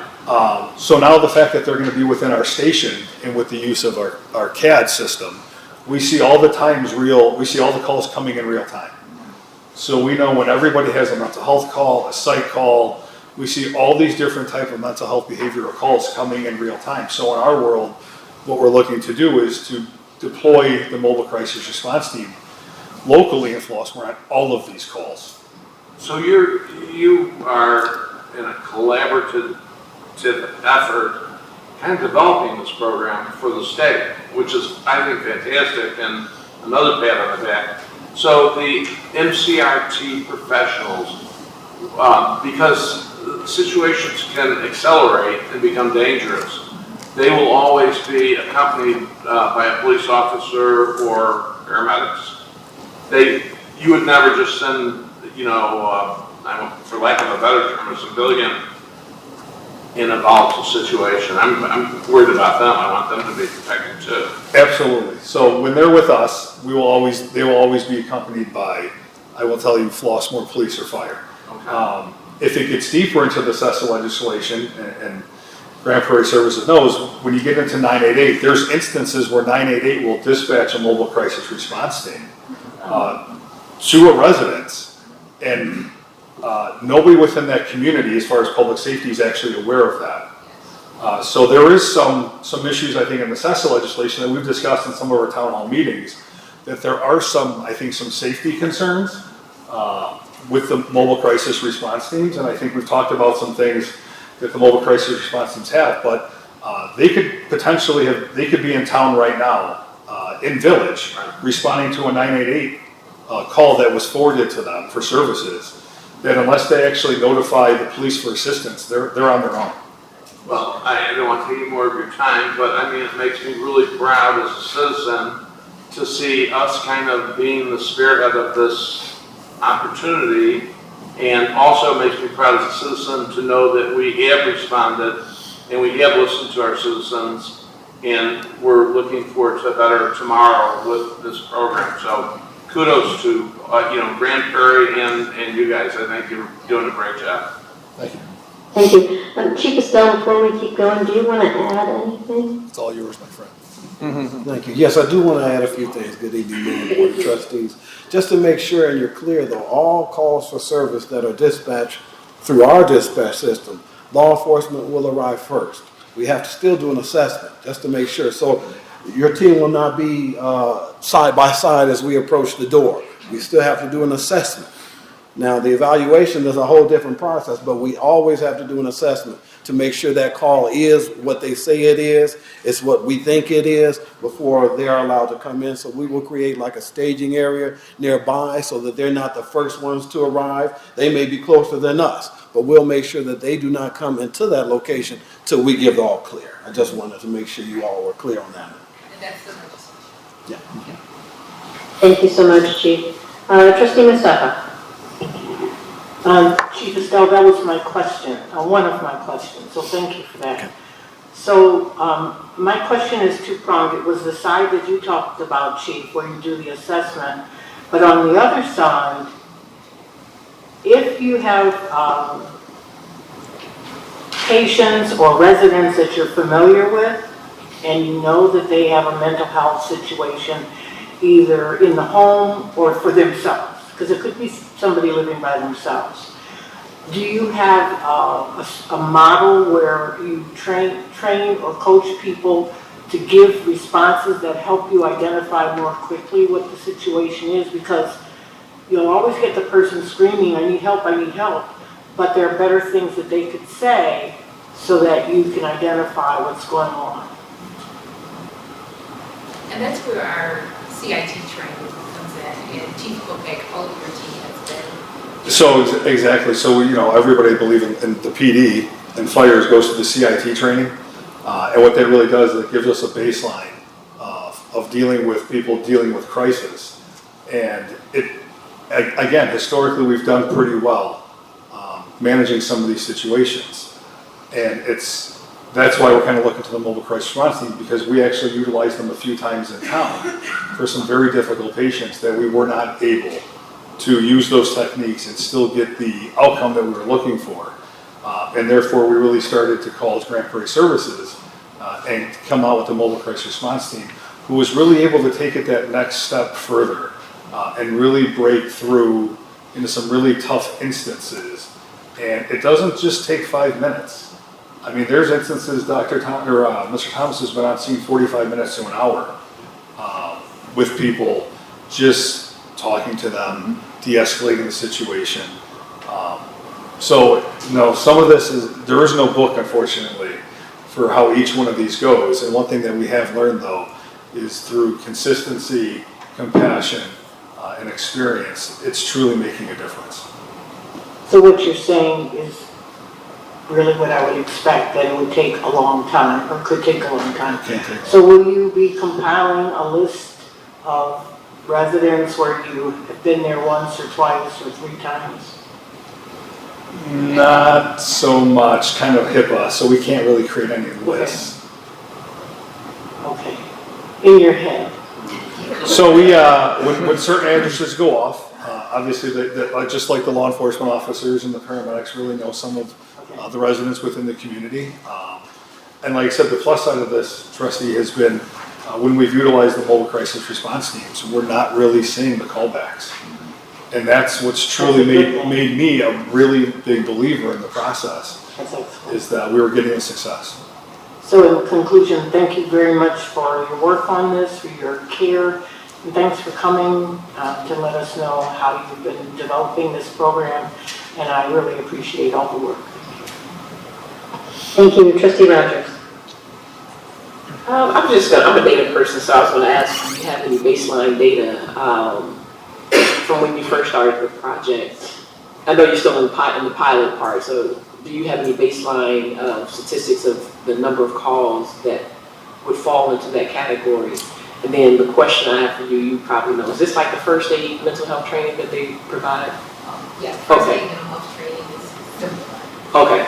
It's like the primary stages of. Yeah, because that was going to be my next question about if the officers have that training and then working collaboratively with you all, right, they kind of have an idea of, so just the baseline data part.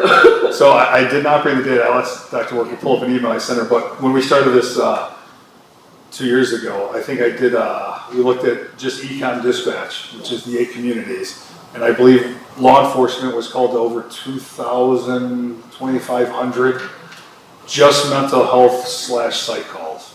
So we divide that by the 365, and that tells you on average what we're just doing a day. And that was just really on the law enforcement side. So locally in Flossmoor, I don't have the specific data on me. However, I will go back to the probably dozen of times that we used the MCRT in town. We have not had a repeat with the same patient, which I think is an amazing accomplishment. It says a lot about Grand Prairie and the overall process. The reason I asked that question is I know eventually they're going to, when you're finished with the pilot study, they're going to ask those numbers, and then that's going to determine if you can have it more than 2 days and roll it out fully into Flossmoor. So this is a good project. Yeah. Okay. Thank you. Thank you, Trustee Daggett. I am extremely excited about this program. So this is something that we had some discussions, I think even as a board about 3 years ago, about what even was out there and possibilities. And there's a program out west, I think it was Washington State, the name of which is escaping me. But when you look into it, the financial burden that it would take to have that in-house is just incredibly difficult. So having this collaboration is fantastic. And to me, our offices are asked to do a lot. And they're incredibly professional. They're very good at what they do. We have a great department, but they're not always equipped to handle what they're responding to. And having someone who is equipped and having a setup to be able to do that, it takes one of those things off of the police department, the police officers, that they may be able to do, no, the professionals here to do it now. And then there's some on-the-job training, like even for them to be able to then watch you guys do your work and identify, oh, next time if I see that, and there's some education that they can get as well. It's like on-the-job training, not that they're going to become professionals at it, but anytime you can get more information and become better. So having those tools that you guys are bringing to the table with the tools that we already have, I'm not calling anybody a tool, to have those skills added to the mix is huge. And mental health crisis in this country, it's massive and it's growing. It's not getting better. COVID didn't help, and it's not getting better. So having a pilot program where we can start to figure out how to make this work is huge. And this is something that residents have asked for. This is something that the marginalized communities have asked for. And we're finally at a point where we're starting to be able to do that. So I appreciate you guys taking the mandate of CESA that's coming and saying, okay, how do we do this in a responsible way? Let's start it now. Let's figure it out. So I know there's going to be bumps and bruises along the way, but even for the community members to know that you've already been utilized on numerous calls in the village, like we're already doing it. I appreciate this so much because this is how you start to make an impact on those repeat situations. And this is how you start to make an impact on the people who really need the services that our police officers just aren't equipped to provide, but you guys are. So thank you so much for the work that you're doing on this. I mean, we need to be shouting from the rooftops that this is being done. And if we can be a pilot and other communities can see what we're doing and learn from the things that we have to learn, and then we become better at it, this is how we start to move the needle the right direction. So thank you so much for everything you're doing, and I'm looking forward to hearing more and more about what you guys are doing together. So. Absolutely. Chief Kopeck, I have to say, we have a regional advisory committee. Okay. Thank you. Sorry. Chief Kopeck has been very instrumental in this whole process. We have what's called a regional advisory committee. So we're not only responsible or conveners for South Cook County, but also Will County as well. And of course, Cook County with Chief Kopeck from the very beginning, identifying all the folks in the community who needed resources and services, and started a whole project with housing providers and the number of calls that they were getting from there, and putting together plans and services for that. I must say that you are this is a very valuable person on your team, very hardworking, and I'm not just saying that, but from the very beginning of CESA and coming into that committee from the state of Illinois, Mr. Kopeck, Chief Kopeck, has been very helpful to Grand Prairie Services and has really pushed this agenda with other chiefs, of course, of police and Hazel Crest, etc. But Hazel Crest and Flossmoor working together, Chief Kopeck and Chief Mitchell Davis, have been fantastic. And they're really good advocates for this process. So you're very fortunate to have Chief Kopeck as part of your team. That's all I have to say. Partners like Grand Prairie. Thank you so much. Trustee Dorsey. So I'd like to say amazing, right? This problem with providing services to, thank you. This problem of providing services for mental health crisis, I'm certain you realize, started with shutting down the residential facilities, right? And I'll tell you, even my hospital, I think, does a great job of providing these services. One of the things that we cut beds on first is mental health beds, right? Behavioral health beds. So when I think about the longevity possibility of this, I applaud our state for addressing it and funding it. But I do realize that this also has a positive reduction in the financial cost. So when you think about the cost that goes into it, what you guys are doing is actually saving money. Because you're that triage, that first level of assessment. Not everything is going to show up at my hospital. Not everything is going to show up in facilities where it's going to be a higher cost to it. So I am extremely hopeful and optimistic that even at the end of this pilot, when that data does come out, do the data of what was done in this project, but do a comparable data of what the cost would have been without this project. I'll be more than happy to help you with that. This is extreme necessity and purposeful work. I'm happy to be part of this community and I agree with you, this is, Chief Kopeck is amazing. But this is just an amazing job, but I'm optimistic that even going forward, the way that you're able to build this story and the cost savings, not the cost of the program, but the cost savings for this level of service, there's going to have longevity to it. Thank you so much. Really think it's amazing. Thank you. Thank you so much. Great presentation. Appreciate everybody being here tonight.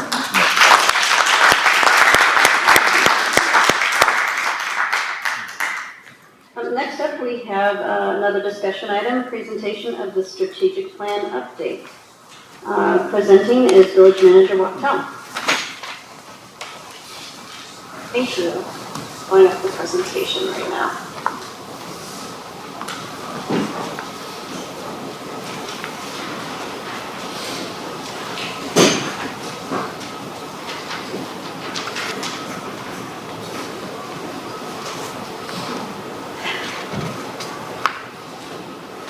Good evening, everyone. I'm pleased to share with the board and the community an update on our strategic plan, which was adopted in 2022 and runs through 2026. Through that process, we have identified, first time I'm using this new gadget, and it's working for. During that process in adopting the strategic plan, the board identified 5 priorities to focus on over the next 4 years, and those included finance and services, infrastructure and housing, economic development and business retention, inclusivity and staff. And we'll be talking in more detail about what each of those mean and the work that we've done from January 2024 through the first quarter of 2025. I'd like to point out, as we talk in a full reports within the agenda packet and will be posted online following the board meeting under our strategic plan section of our website. But I'll point out that Flossmoor being the size of staff that we are, this plan is managed and administered by our team of 12 executive staff, and that's on top of grinding through the daily work that we do every day. Being a smaller municipality and a smaller staff, we have department directors who not only manage programs and services, but I think everybody in this room is a worker bee of some sort, rolling up their sleeves and diving into the work at hand. So I'm really proud to be able to represent our team and share with you what we've been able to accomplish over this last year. So starting with finance and services. So finance and services priority is really developing greater revenue to support the delivery of our services through a balanced budget. Excuse me one second. And within that's identifying core services and programs, whether or not they're adequately funded, whether we need additional revenue to help support those programs, of course pursuing those revenues, and then staying on top of our financial planning to make sure that we're never put into a position of crisis in delivering the essential services that a local municipality provides. With that, we've also identified that our role within the region, and we've talked a little bit about that here this evening, but the role that we play through South Suburban Mayors and Managers Association, supporting or opposing legislation, advocating for those issues that are important to local government is also a large part of being able to sustain and support our services. So over this last year and some months, I'm excited to say that within the report we have about 14 major accomplishments, and I'm not going to go through the entire report. That's of course for your reading pleasure. I'm just going to highlight a few here this evening, and of course we can open it up for any discussion at the end here. But we've been able to garner more than $1.6 million in grants to support capital infrastructure, police, and fire services. We've completed our water meter replacement project this year. That's really important to being able to account for the water used throughout the system and be able to financially support that water and sewer fund and the different capital infrastructure that's needed to deliver those services. We've raised nearly $45,000 in centennial sponsorships and over this last year and our 100-year anniversary. This is a community that likes to provide events, and we'll talk more about the events that we provide. But it was a special year this last year with our centennial, and we were able to, through the work of our staff, specifically Stephanie Wright, be able to identify and gather $45,000 to support that work over the last year. We launched our business registration and contractor registration programs. Both of these services, while they're revenue generators in the amount of about $25,000 to $30,000 respectively, and that's an estimate as we move into this first year, they do so much more than that. They are programs to enhance safety by ensuring that businesses are complying with zoning, building, and fire code requirements. And in addition, the village then has vital contact information of who is doing business in our community. We've also been able to leverage technology through Microsoft, GIS, and even outside vendors to enhance services. We were able to implement SharePoint throughout our organization, and that really not only is a benefit to staff's ability to operate and conduct services, but it also provides an enhancement to our services. We were able to launch our GIS program over this last year or so, and that has been vital to making sure that internally we have solutions deployed, including our PACER ratings for assessing our streets, our pavement maintenance projects, our sewer and water utilities. And as we move forward into this next quarter and looking ahead over the next year, we'll be able to add additional layers, including our tree inventory and even a public-facing component related to available properties in which the village will have available to purchase and be able to do business with the village. With respect to outside vendors, one of our accomplishments in recent months is bringing in Third Millennium as a partner to be able to enhance the way that we are providing the acquisition of our vehicle stickers and pet tags, the ability to do online services.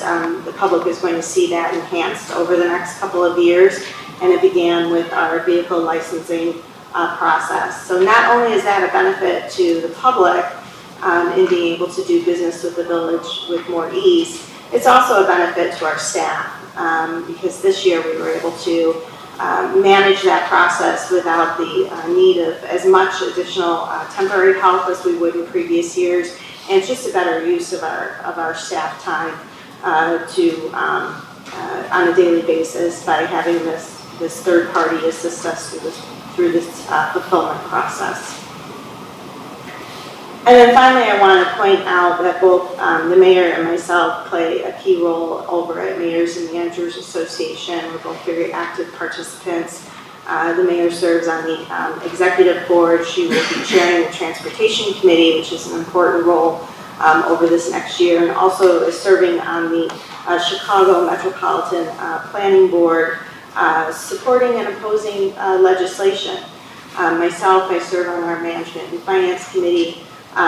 We're right in the thick of a legislative session right now, and we are called upon to give, opinions on whether to support or oppose legislation when our representatives in Springfield want to know how is a piece of legislation affecting a local municipality.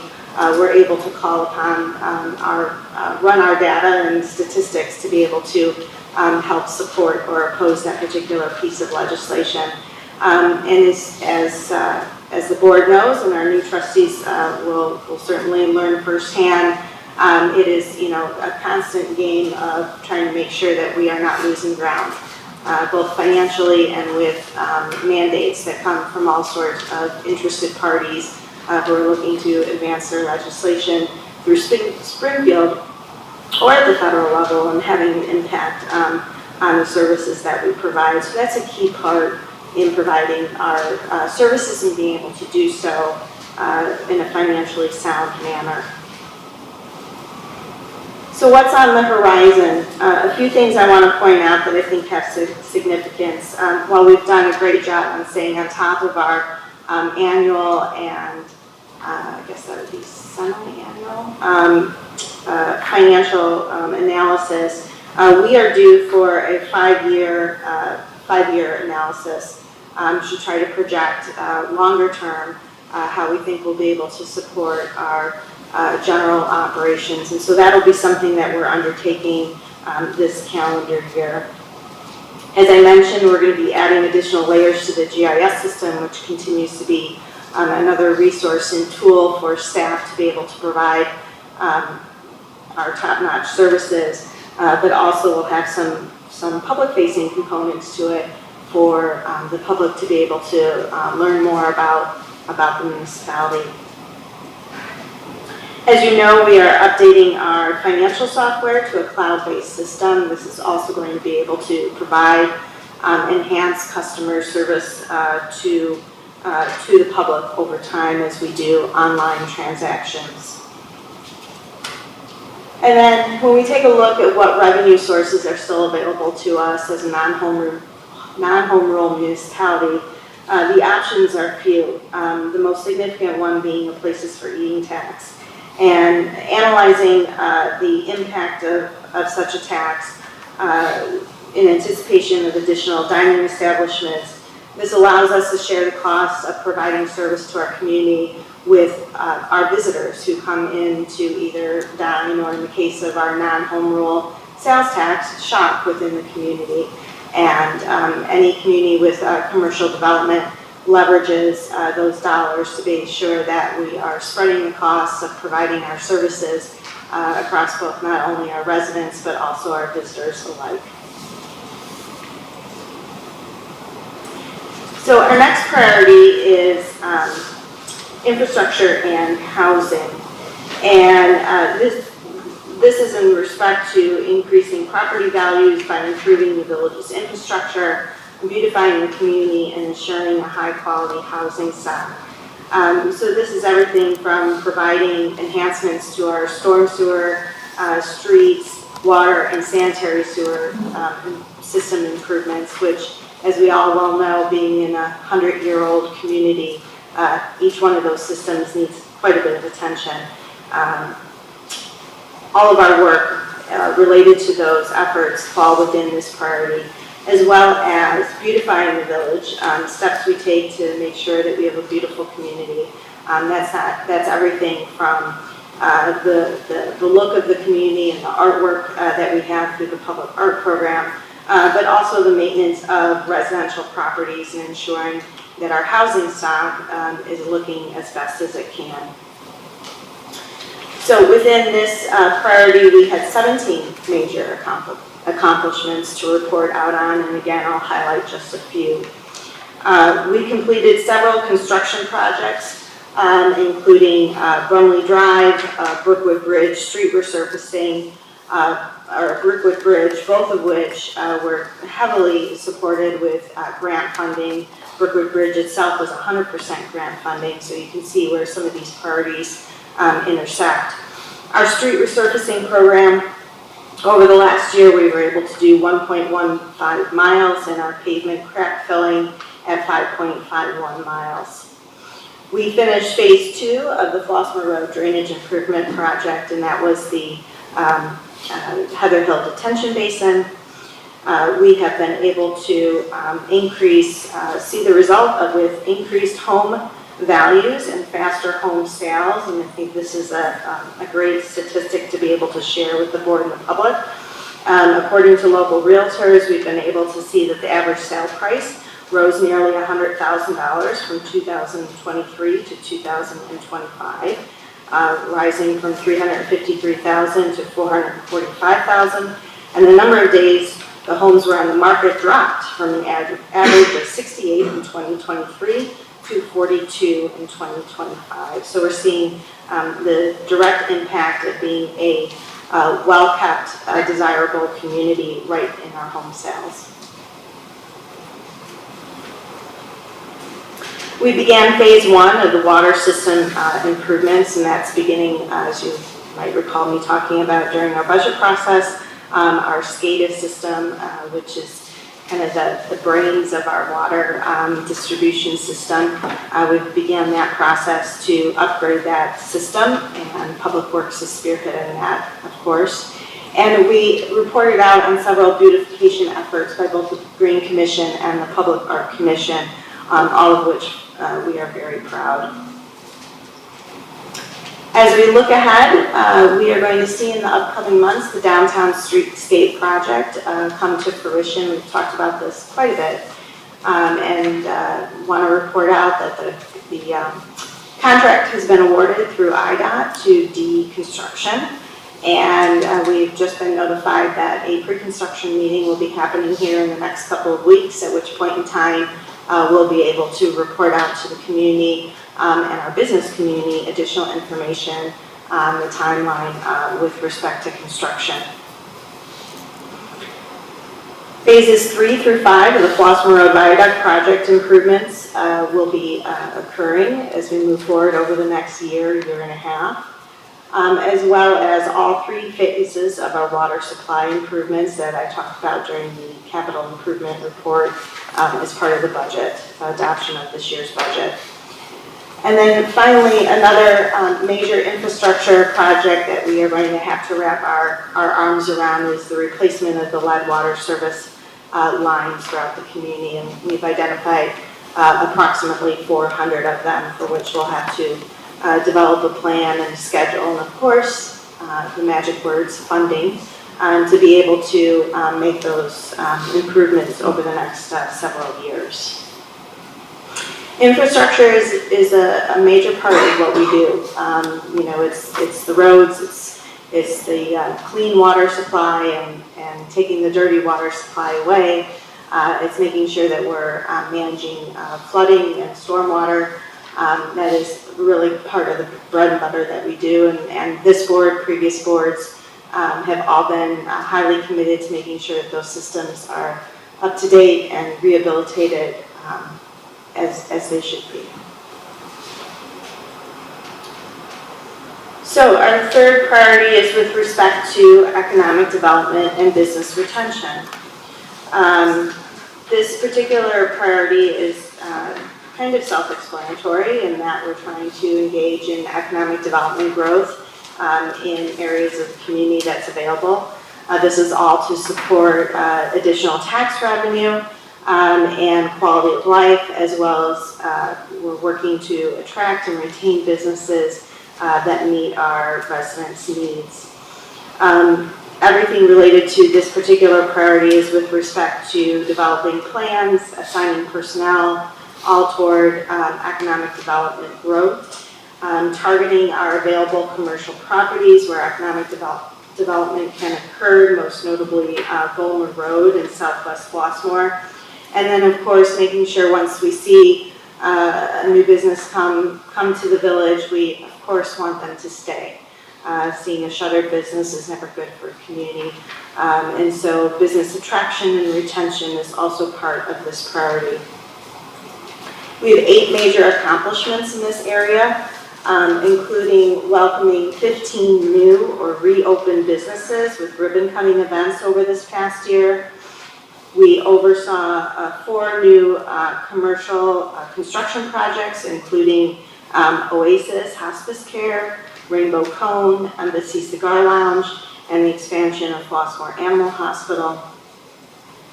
We acquired 10 parcels through the no cash bid program. And some of these parcels would be available for economic development and business growth.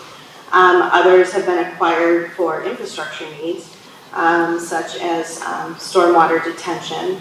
And others are simply not buildable parcels. And so by the village acquiring them, they become tax exempt. The levy isn't assessed against them, and therefore we're not assessing a levy that we know we cannot collect. And so the no cash bid program has been a useful tool for Flossmoor and other communities alike to be able to accomplish any one of those 3 goals. And then finally, just like we talked about here tonight, we've approved 2 development agreements, one with BG Park Center for the Flossmoor Town Center, and one with On the Fly Hospitality for Flossmoor Smokehouse. So it's a wonderful feather in the community's cap that both of these projects are moving forward. As we look ahead, we're going to be continuing to promote village-owned properties to developers and businesses. We're also going to be providing promotional support to downtown businesses throughout the streetscape project. We've made a commitment that there will be access to all of the businesses throughout all the stages of the project. We're going to be working really one-on-one in some cases to ensure that that happens, so that no business is not attainable or being able to get access to them during construction. It can be a difficult time, and we want to see them be as successful as possible during our construction. So the next goal, or priority I should say, is with respect to inclusivity, and this is a complex one. It not only is with respect to fostering a united and engaged community by a commitment to inclusion through fair and impartial opportunity and access, but this priority also encompasses our communications with the community. It's identifying and pursuing activities to build communications, understanding, and unity.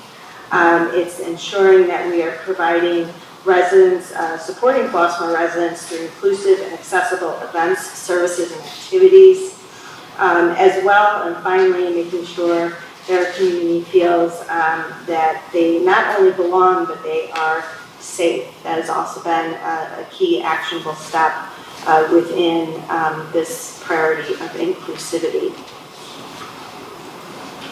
So we have 18 major accomplishments that we reported on through the update, and highlighting a few of them, I'll begin with the update of our purpose and intent for the Community Relations Commission.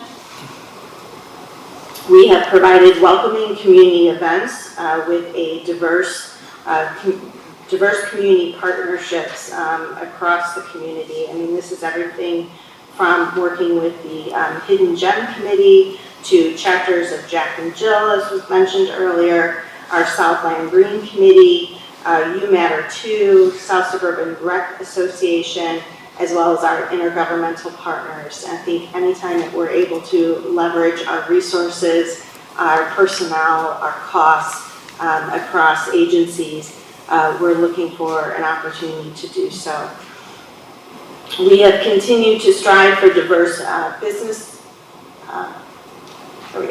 Continue to strive for diverse business partnerships.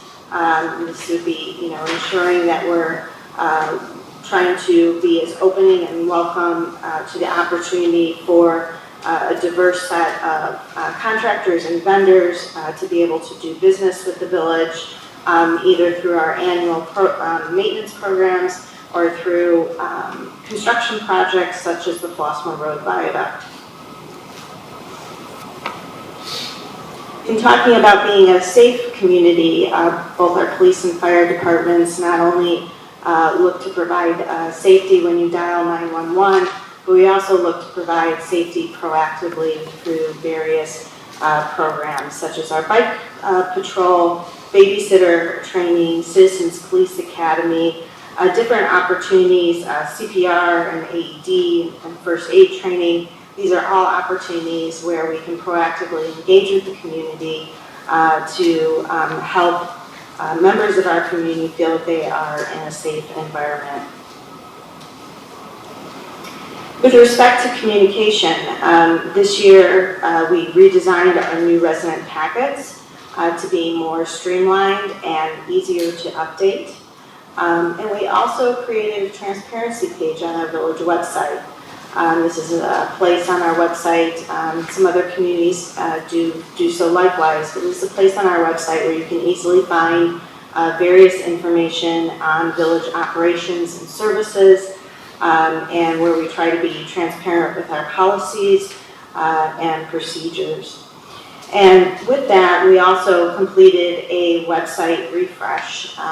This actually was a significant lift by our communications team, Nicole, Jonathan, in redesigning and refreshing the website.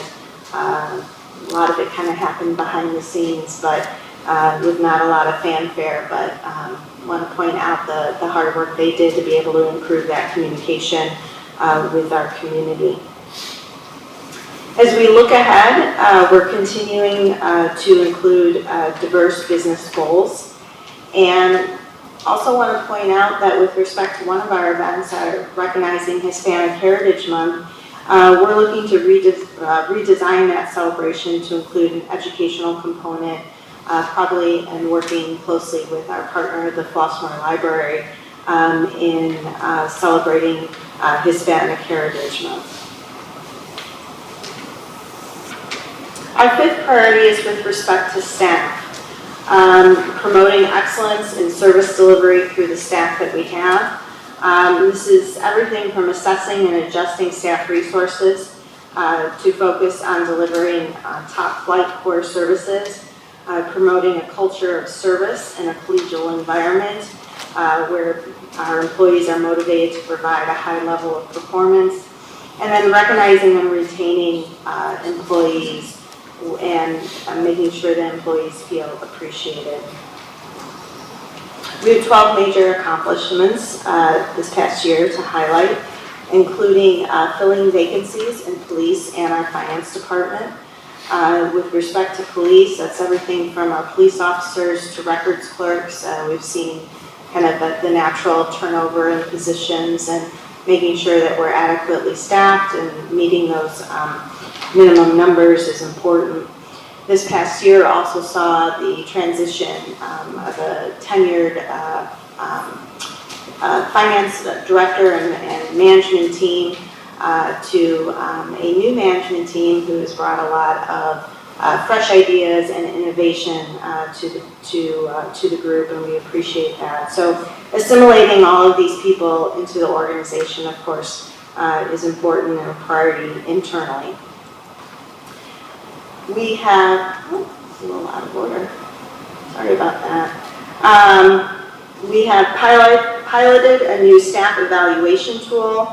We had a very lengthy and laborious and kind of difficult tool that we had been using for a number of years, and so we have refreshed that tool, that annual evaluation tool, and piloted it in not only the village manager's office, but also our finance department, and we'll be looking to expand the use of that evaluation tool, which includes a self-evaluation for employees across the organization. We have also implemented an internship program in the fire department. Within the last couple of years, we have reallocated some of our paid-on-call funds to be able to support an internship program. The fire service doesn't have an apprenticeship program like you would find in many trades, and so this internship program provides us an opportunity to engage those who might be interested in fire service, bring them within a department, support their continuing education, and kind of build the bench, as we say. Within the past 2 years, tonight in fact, we've approved 2 employee insurance renewals that actually were better than market average, and we're very proud of that. The village and our management team has taken several actions over the last 15 years, I would say, to be able to control costs and provide a rich benefit plan to our employees. You know, obviously benefits are important to any employer, but they come with a cost, and so balancing being able to provide that rich benefit plan with a controlled cost is an ever-ending goal of ours, and so we're really proud of the fact that we've been able to outperform the market these past 2 years. I keep waiting for that link to show up here. Finally, in information technology and village hall improvements, we have been able to make various information technology enhancements for our employees to be able to do their jobs better, and that's everything from the devices that sit in front of them to the devices that they're using in the field to the implementation of Microsoft 365, where we can work in a more collaborative environment. All of that makes a difference to an employee's ease in doing their job. Village Hall improvements over the last couple of years have included everything from the fire department, women's locker room, to the update in the records room, police department, safety enhancements in both Village Hall and the building department, as we try to kind of deal with 2025 safety issues in the 1979 building. To some things that we have upcoming with respect to police department and some of their workspaces behind the scene that need updating, including their kitchen and women's locker room. There it is. Finally, we've been able to address staff retention, particularly in two departments, building and public works, where thanks to actions by this board, we have been able to retain valuable employees to be able to provide services to the community. In looking ahead, we are filling open positions in public works and the police department. I will tell you, going through the staff turnover in any public safety department is something that I think every village manager and chief talks about, so that is not unique, but something that is certainly a priority for us. As I mentioned, office space improvements in the building department and police department, updating our customer service processes. So as I mentioned, third millennium is one component of that. We're also going to be taking a look at parking, commuter parking, and ways that we can make that service not only better for the public, but easier for our staff, as well as the ability to do business with the village after hours, especially if you're coming into the police department, for them to be able to take payment other than cash or check. So those are all ways in which we're trying to make that process for our employees easier in delivering service to all of you. And then finally, trying to ensure that we're continuing to attract a diverse candidate pool with all of the open positions and having a broad reach to people who are interested in working for municipal government. And with that, I will pause and say thank you for listening to me. There's a lot more material within the report itself. I encourage you to take the time to go through it. The staff has put a lot of effort and work into reporting out to the village board and the public, and I'd be happy to answer any questions that you may have. Thank you so much. Pretty incredible to get that snapshot and to look back and to see everything that we've done with the team that we have, which is not that big. And so if you enjoyed tonight's presentation, please tell your friends. I think it's important that folks know how hard people here in the village are working to make Flossmoor beautiful, welcoming, and connected. Also, thanks to everybody who's sitting around the perimeter of the room, including Tori over there in the corner, for all of your efforts and for all of the efforts of your staff that works underneath you. It's nothing short of impressive. So with that, I'm going to open it up to comments. I'll start with Trustee Netros. I echo your sentiments. If nothing else, that's a testament to the staff and the amount of work that they accomplish on a yearly basis. I just marvel at it. I mean, there's so many spinning plates up in the air, and for such a small staff, we do it so well. So I'm appreciative to everyone. You all make it look easy, and it's not, and I know that for a fact. And this all is also a testament to the fact that we are just a service organization. If we ever lose sight of that, then, we failed, but we haven't. And we continue on, and you just do such a good job. I'm so impressed and so appreciative. Thank you. Thank you. Trustee Mustafa. So I will start with, again, a thank you to all of the department heads. I know not everybody is here, but I think since before 2021, when I became a trustee, I began to understand and recognize the amount of work that comes from a relatively small group of people. I know you work 7.5 hours a day only, right? So you're getting a lot done in that time, so I thank you. But I'd like to take the discussion in a little bit different direction.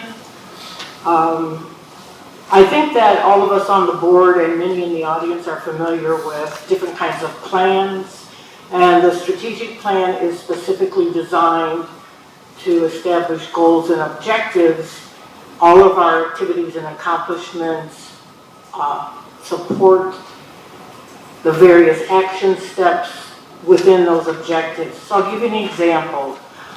For example, with finance and services, the first action step, and this particular goal has 5 action steps. Identify what core services, programs, areas are inadequately funded, by how much, and prioritize these needs against other existing services. So when we talk about our accomplishments, how did our accomplishments identify what core services, programs, areas are funded, by how much, and prioritize them against other existing services? So what I feel, and I've sent an email, I don't know if everybody got their email. I'm sorry I didn't send it until 3 o'clock. Did everybody get it? My focus is on how do we show that we have achieved the goals and objectives, not how have we listed accomplishments, which are admirable, and I'm grateful that we are able to do all that work, but how do we show where the village started when the plan was created, and where are we now? Have we made progress toward that end? And my question is the same for all the goals.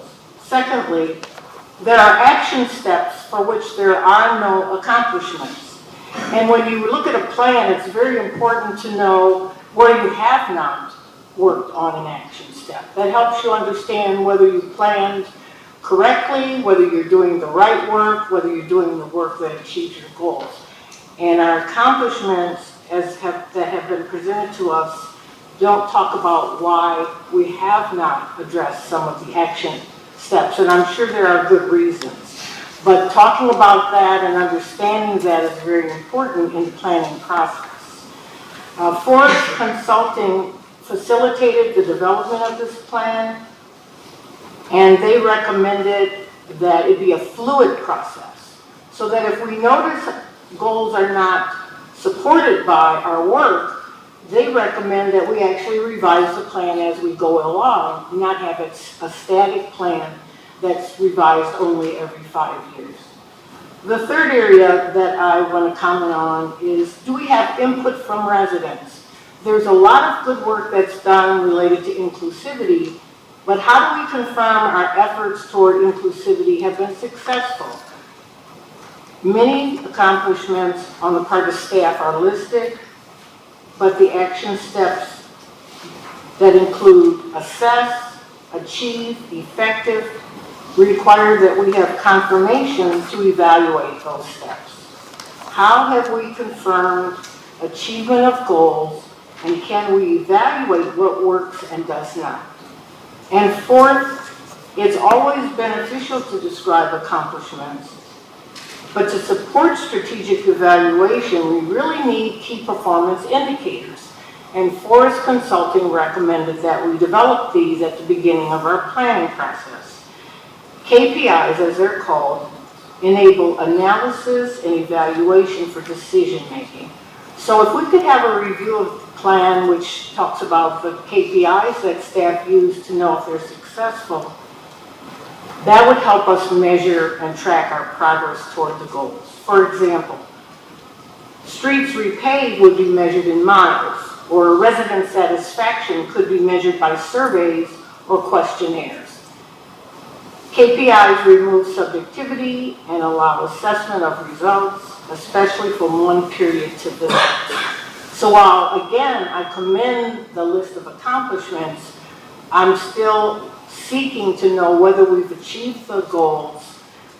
There are anywhere from 3 to 9 action steps within each of the 5 goals. How has our work shown that we've achieved those action steps?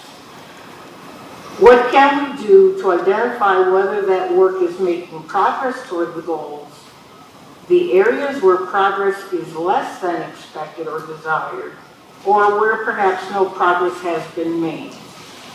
Where can we revise the plan? So I look forward to discussing this at the next review and creating a more fluid process to modify the plan and to evaluate whether we're doing the right work to support the objectives and doing the work in the most effective way. So I thank you for good work. Those are my comments. Thank you so much. Just a note, this is an update, so it's not everything that's happened since the start of the plan. This is just an update on the work that's happened since the last update. So I think that's important to note. And then, when we put this plan together, it included significant feedback from residents, from staff, and also from the board.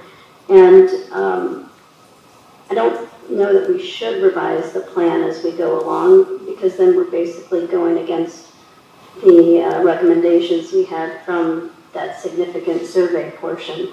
But revising the actions or altering our actions to support the plan.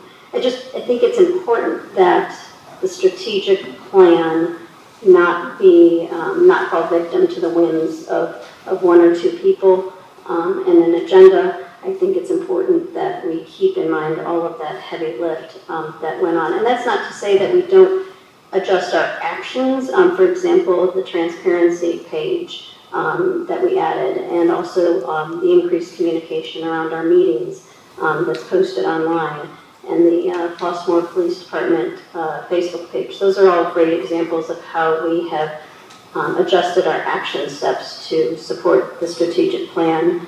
And then in terms of assessment from residents, we do get feedback from folks for MLK Day of Service events to see how those worked. And then also, as we prepare for the new strategic plan, then that's also a great time to check in with residents to say, how have we done? Show us, tell us what you think. I thank you, Mayor, for that observation. Just for clarity, there is no reason that we should ever minimize or discount the amount of work that's done. However, let's just think of it as accomplishments are the list of what we've done underneath the objective.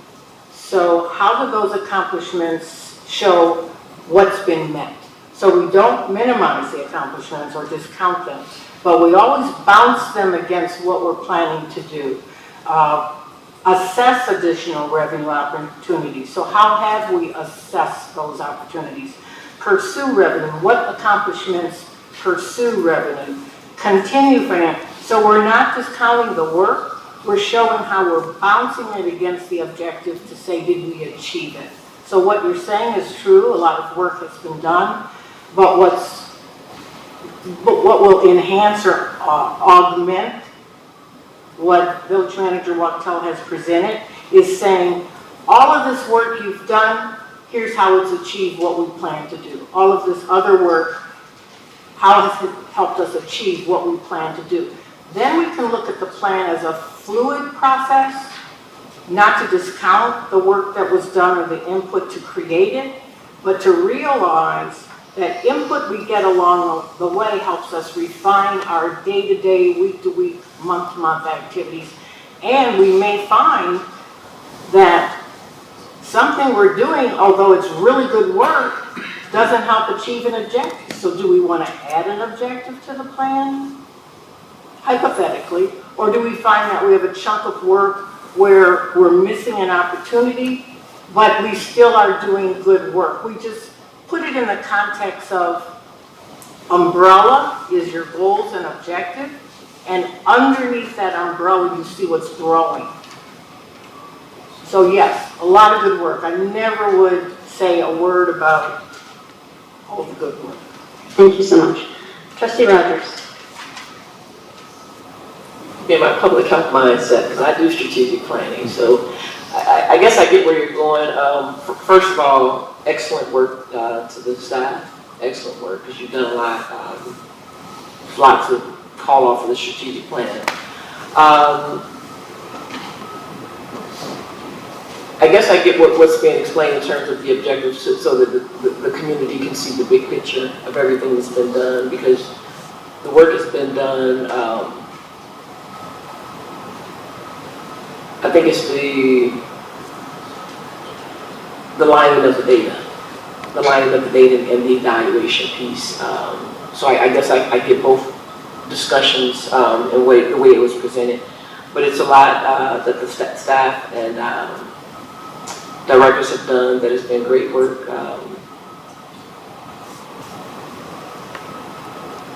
But I guess I think in those terms too of objectives. That's how I was taught as a public health person. Objectives, goals, outcomes. We got the outcomes. That's the things that you've done, but I think that's what's trying to be conveyed here. I don't really actually have anything else to say, but I get where Trustee Mustafa is going with it in terms of the presentation, so that people can wrap their minds around how much work has actually been done by the staff to show that it's in line with the strategic plan. Yeah. Thank you. If I can point out, within the report itself, every accomplishment is tied back to an action step within the plan. And sometimes there are multiple action steps an accomplishment is supporting. And so we have tried to, we have aligned our accomplishments and our results with meeting the objectives in the strategic plan. And then oftentimes in the looking ahead, we'll be addressing those items that haven't received as much attention as others over the last period of time. So we have been able to make that alignment, to be able to communicate to the board and the community how each of these items matches up to the actions that have been identified as part of the overall arching, the umbrella as it was referenced, overall objectives. Thank you. Trustee Day. Yeah, just tons of work goes into this, and even putting this together, I know took a lot from all the different departments. And I know you guys keep a pretty much running record of all the things that you've accomplished, which is, there's a lot there. It's good for me to see this, and it all referenced back to our strategic plan, because to me, I see our strategic plan as kind of our guiding principles for each one. And then the accomplishments, they're fantastic. I think to Trustee Mustafa's point, I think we have an opportunity to address a lot of that stuff when we get together as a new board to go through the next version of the strategic plan. I think that's the perfect time to do that. So even if we are going to look at some benchmarks or KPI or some goals that might be attached to each one of these, I think it's a great opportunity as a board to decide what do we want the strategic plan to look like going forward. And I think that consensus put forward, then the staff goes and says, okay, that's what you're supposed to do. That's what we're going to do. So it's good to see the things that you guys have done, and I think even being able to have some discussions about what would warrant a need to go and say, hey, maybe the goalpost moved on one item, so we should revisit this, but it doesn't necessarily have to be a full-blown, redoing of the strategic plan. I do think that there could be some counterproductive impact that could have. So, but I think we have a great opportunity coming up. What is it? How soon is that coming? Soon.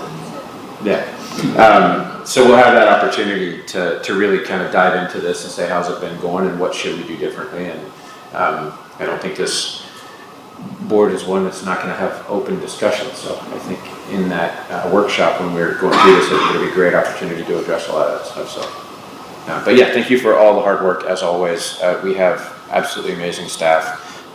You guys can't go anywhere, so please don't try. That's all. Thank you. Trustee Dorsey. Yeah, I said this during the my first board meeting, and it still rings true today. As I look at the amount of work that is done, as I understand the amount of effort that it takes to do this level of work, I'm extremely impressed, and I'm proud to communicate, which I've done often over the last month, how well ran when it comes down to the finances and the X's and O's, how well ran every department is performing.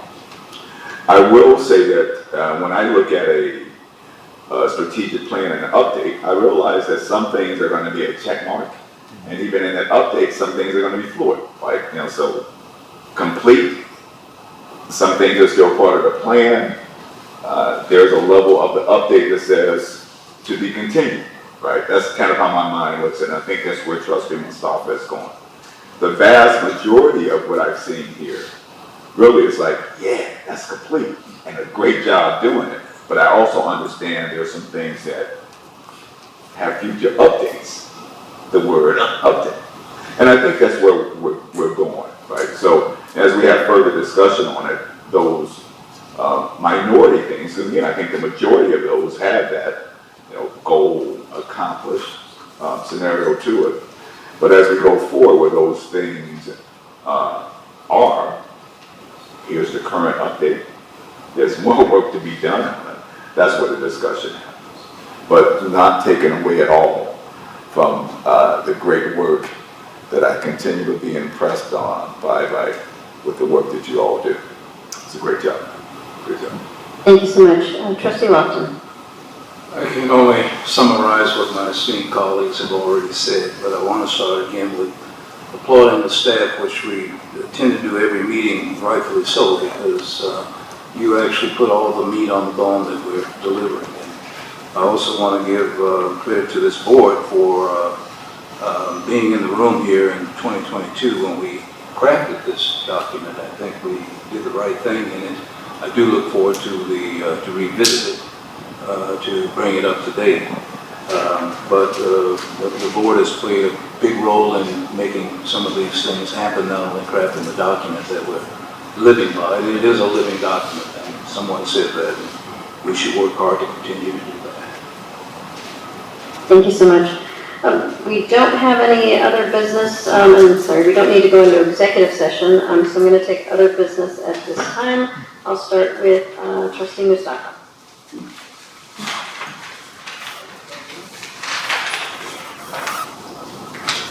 I just want to call these kind of housekeeping things, like ask you if it's relevant or you're working on it.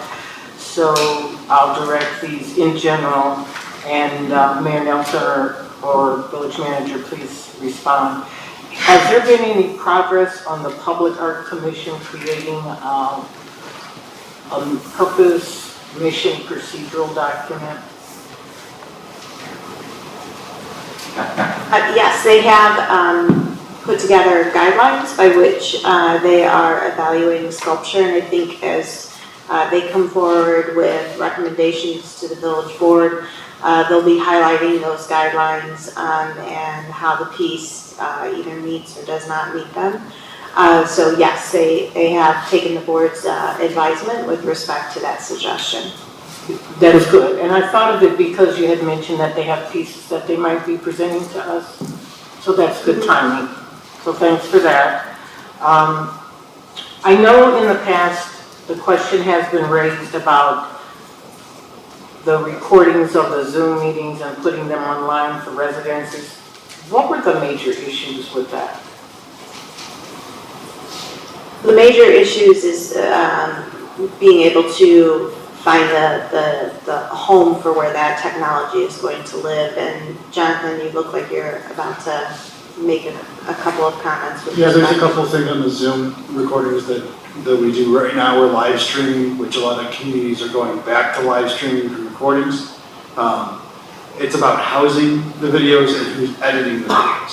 So if, I think we've had this conversation with the staff at HF and other organizations as well. So, I mean, there's a cost to everything. So, I think as we were looking at different scenarios for this, would be between $10,000 and $20,000 a year, depending on what we were looking at. Then that would be not including infrastructure upgrades we would probably need, which would be another 15 for the kind of video codecs and technology that we want to be able to use for that kind of storage.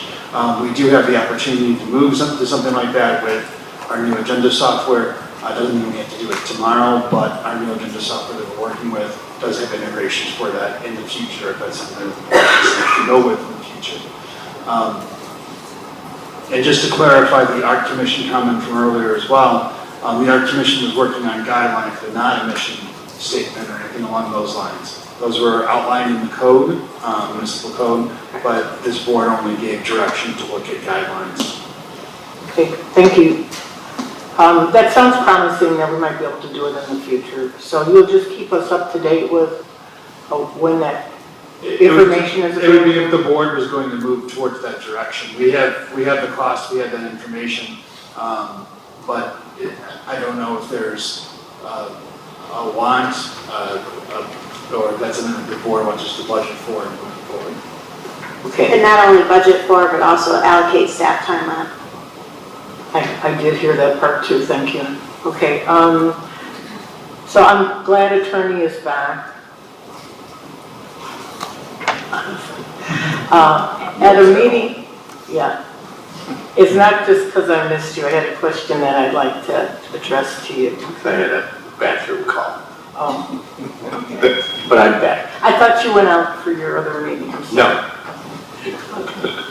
No. A few meetings ago, I'm sorry I forgot the date, we got in a brief, few-second conversation about whether the retainer is still appropriate for Flossmoor, and we received, I forgot the attorney's name, he said that possibly a review of invoices could be done, but I wanted to get your opinion on whether it would be worth the time to know if we should stay with a retainer or go to a pay-for-service situation. I believe that would have been Joe Miller who was here. Yes, thank you. He advised me that that was something that was discussed. Kathy Orr is the one that has worked under the retainer agreement over the years and is best able to answer hourly rate, hours billed versus the flat retainer amount on the general services and what's been included, what's not been included over the years. It's not something I've looked at since she has come to the firm. We've maintained the... Please don't look. Please don't look. She helps us with economic development, which would normally be an add-on. So there are some fringe benefits that we're getting. Well, maybe I should look. But no, personally I don't like retainers because the firm usually doesn't do as well as it could with them. And not this year, but the previous year, I tried my best to kill the vast majority of the retainers we had for clients. Is it like the property tax appeal where if it goes up, you don't change your tax? Nothing's like tax. No. Okay. We typically raise our hourly rates every other year. Okay. For our local government clients. And we went 4 years without doing so during bad economic times. And the retainers then don't necessarily come up at the same amount as the hourly rates if the hours put into them are out of balance already. I have one attorney that thinks it's a great idea to show the clients, here's your retainer amount, here's what it would have been at our straight hourly rates, and we want to hit 80% of that with the retainer. From a business standpoint, and as president of the firm, I don't think that's a good business model to follow. Okay, I won't bring it up again. I won't bring it up again. But you might be good. I just don't know, okay? I had a client, they had a previous retainer with another attorney, and I put about 3 hours a month into it, and this was 20 years ago. They were $900 a month. And They're not after- 3 hours. After I don't think that's bad. After 3 or 4 meetings, I said, we're killing the retainer. It makes no economic sense for you. I just don't know, trustee, whether you've got a good deal or a bad deal. I haven't looked at it. It would be appropriate to do so, Okay. but I don't know. Okay. All right, then I just have a last follow-up. I know, Village Manager, you had mentioned a compensation analysis. Have you looked into consultants to handle that? Not anything more than what I had provided the board during the budget process. The board did not direct staff to include it within the budget that was adopted, and my recollection of that conversation amongst the board was that it would be revisited at a different time if you wanted to move forward. So what would be the next step to revisit it? That would be up to the board. And what did you say the budget number was for that? I think it was 15 to 20? 15 to 25,000, depending on the amount of detail that we want to include. And that's just the study itself. It's not the actual, dealing with the outcomes of that analysis. So the board would have to be ready financially to be able to address whatever data comes out of that study. So I would think that at the next budget we prepare, that'd be something that we could look at. But there was not board support for including it in this budget, though. I don't believe we had a fulsome discussion about whether there was support or not. I really don't. But the first step to me would be the due diligence to see what services are available, scope of work, and what the costs could be. We haven't even gotten to that step yet. Do we need a motion just to ask for that preliminary information? I don't see the point of even thinking about putting it in the budget when we don't know what we'd be putting in the budget. Wouldn't you need a consensus on that? Bridget originally, go ahead, Bridget, sorry. Oh, that's okay. I did provide that information to the board. Are you saying the manager's report? Is that my memory? It was either the manager's report or another document, but it was provided to the board in writing. And the scope of work that could be included was detailed. Outside of going to, an RFP process or some sort of process like that, based on direction from the board, we weren't at that point of going to a full-fledged quote or RFP from vendors to be able to do the work, because the direction I received was that the board was not ready to move on that project at that time. Okay, so we have a new board now, and just out of ignorance, what in these cases, because I've never been involved where there's a hiring of an outside consultant to do work for the village, a study or anything like that. So what would the first step be? We've never done a study like that. We've never hired a consultant to do a study like that. And I personally, I don't know that it's needed right now. I mean, what we've always done in the past is we've gone to 6 or 7 comparable communities and done it that way. But to me, $30,000 or $25,000 or even $20,000 is a lot of money for that type of study. And you're not going to get news saying that you're overpaying everybody. What you're going to get is you're underpaying folks, and here's your plan for how you can increase salaries over the next 3 years is the way that Village Manager Wachtel explained it. Yes, it was clear for that, but that's not a bad thing. I mean, we need to know what our situation is.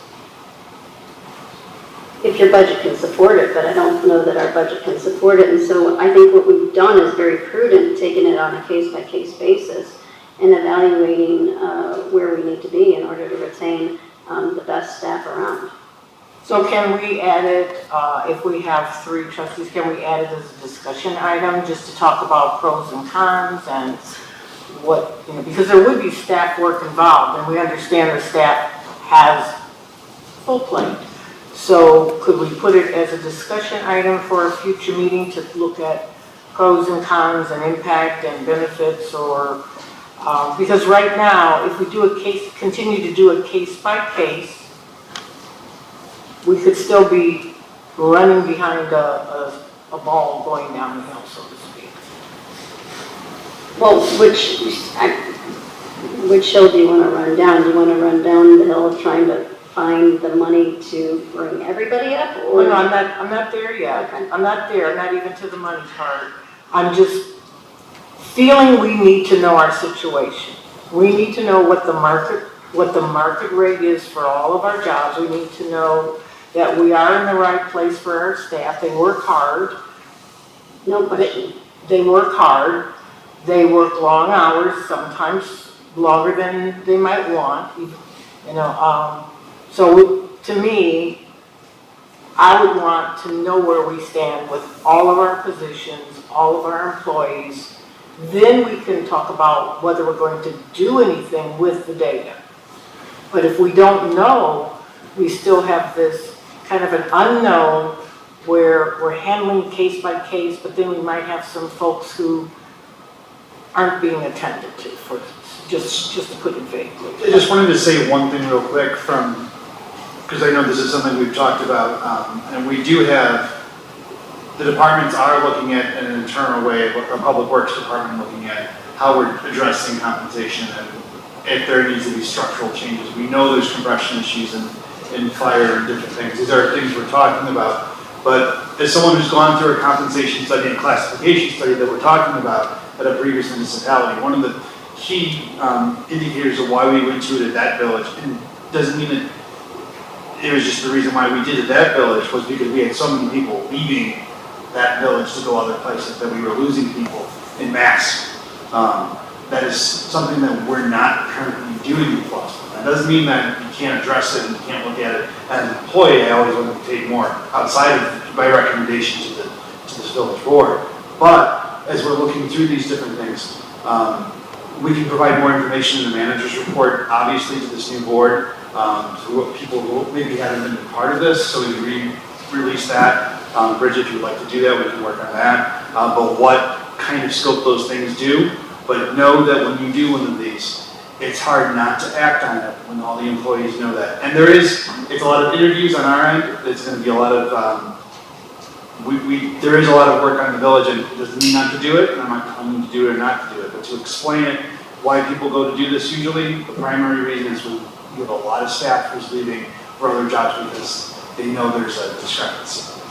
Yeah, and I was going to share, I can certainly re-share that information for the benefit of trustees Dorsey and Rogers, so that you have the information, but, and I wish Carl were still sitting here for the moment, but keep in mind that there are bargaining implications associated with having this information, that you are working with a public organization and public documents, and a public bargaining process. So you as a board, as an organization, we have to be ready to act upon the information that we have.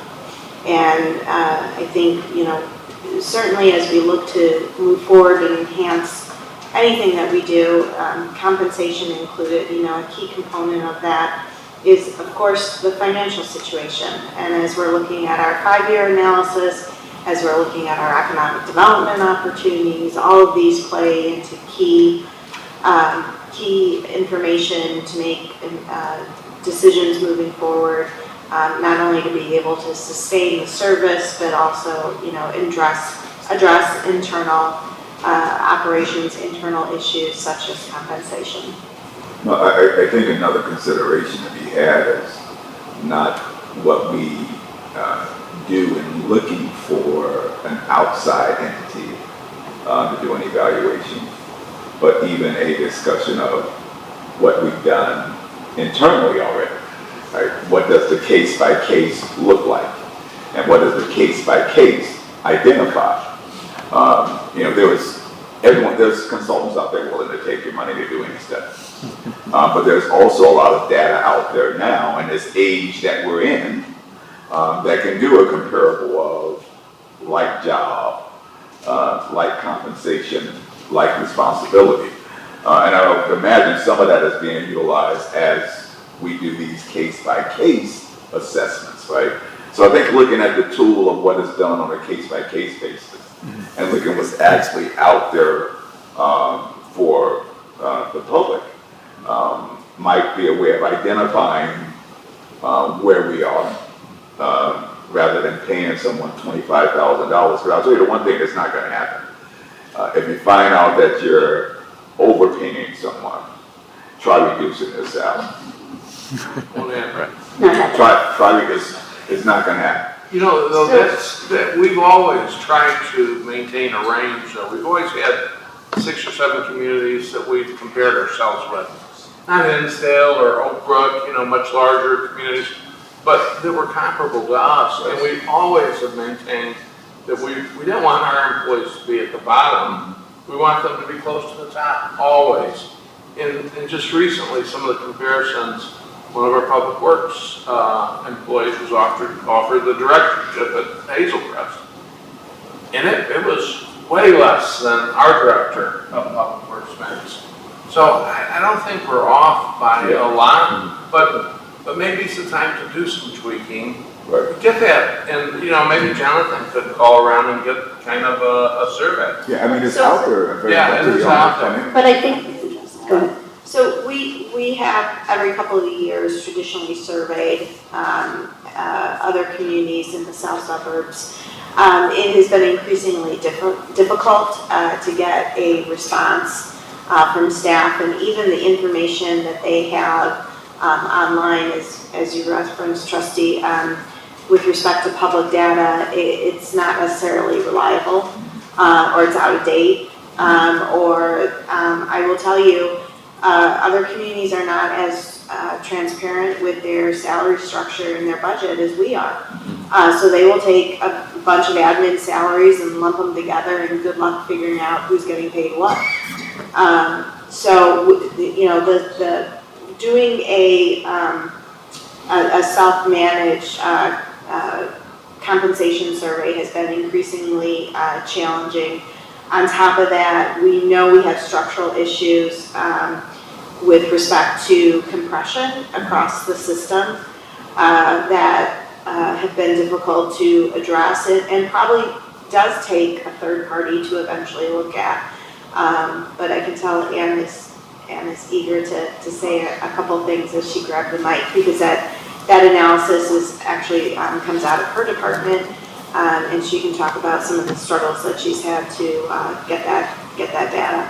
We also don't know job descriptions if we're comparing like, we see titles, right, but we don't know if it's a like description. But that's the same thing you're going to get from hiring someone. Right? They're not going to look at someone who has one title but does 2-3 jobs, right, and identify that as part of their compensation. Right. Which we have a bunch of folks that are wearing multiple hats in our organization. Yeah, I was just going to say, so we do that salary survey. We call it every 2 years, usually in November, before we start looking at the budget. And I would say, since I've taken that task on, the responses from the comparable communities in size, we usually don't get responses. And those typically are the communities that aren't very transparent on their websites. They don't have their budgets up to date posted. They don't have their audits up to date posted. So it's like pulling teeth. I have a pretty good network of peers that I work with, but unfortunately a lot of their communities are bigger and more wealthy. So it's comparing apples to oranges when I talk to my peers. But we try every 2 years really hard to get the data. It's definitely a big undertaking. There might have to be more conversations about comps and who uses comps going forward because of that lack of transparency in some of the self-suburban towns. So it's something we can work on as far as looking at our comps. We've adjusted our comps for PD, and that's one thing I think Bridget referenced as we were having this conversation, is we do have a union negotiation coming up. And once we're doing that, all that information we're talking about right now will be used as part of that process, one way or the other. If I could comment just real quick, maybe to give, so you have an idea of maybe where the board sits on this. I appreciate Trustee Dorsey's comments, because I do remember that as you've gone through the evaluation process on the case-by-case basis, there was one case that came up, and it allowed you to go, oh, we have this other case over here. Let's talk about both of them at the same time. So I think the case-by-case basis that we've been doing, and to Jonathan's point, we don't have mass exodus of people. We don't have a retention issue right now. And we've been in executive session numerous times this year to make sure we don't have that.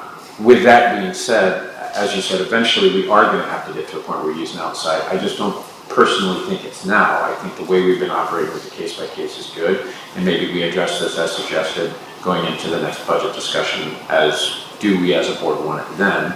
And if something changes between now and then obviously we say, okay, we got to figure this out. But and then to, if our comps are other organizations that are not displaying a level of transparency that we want, I don't know that we should be modeling ourselves after their pay structures, honestly.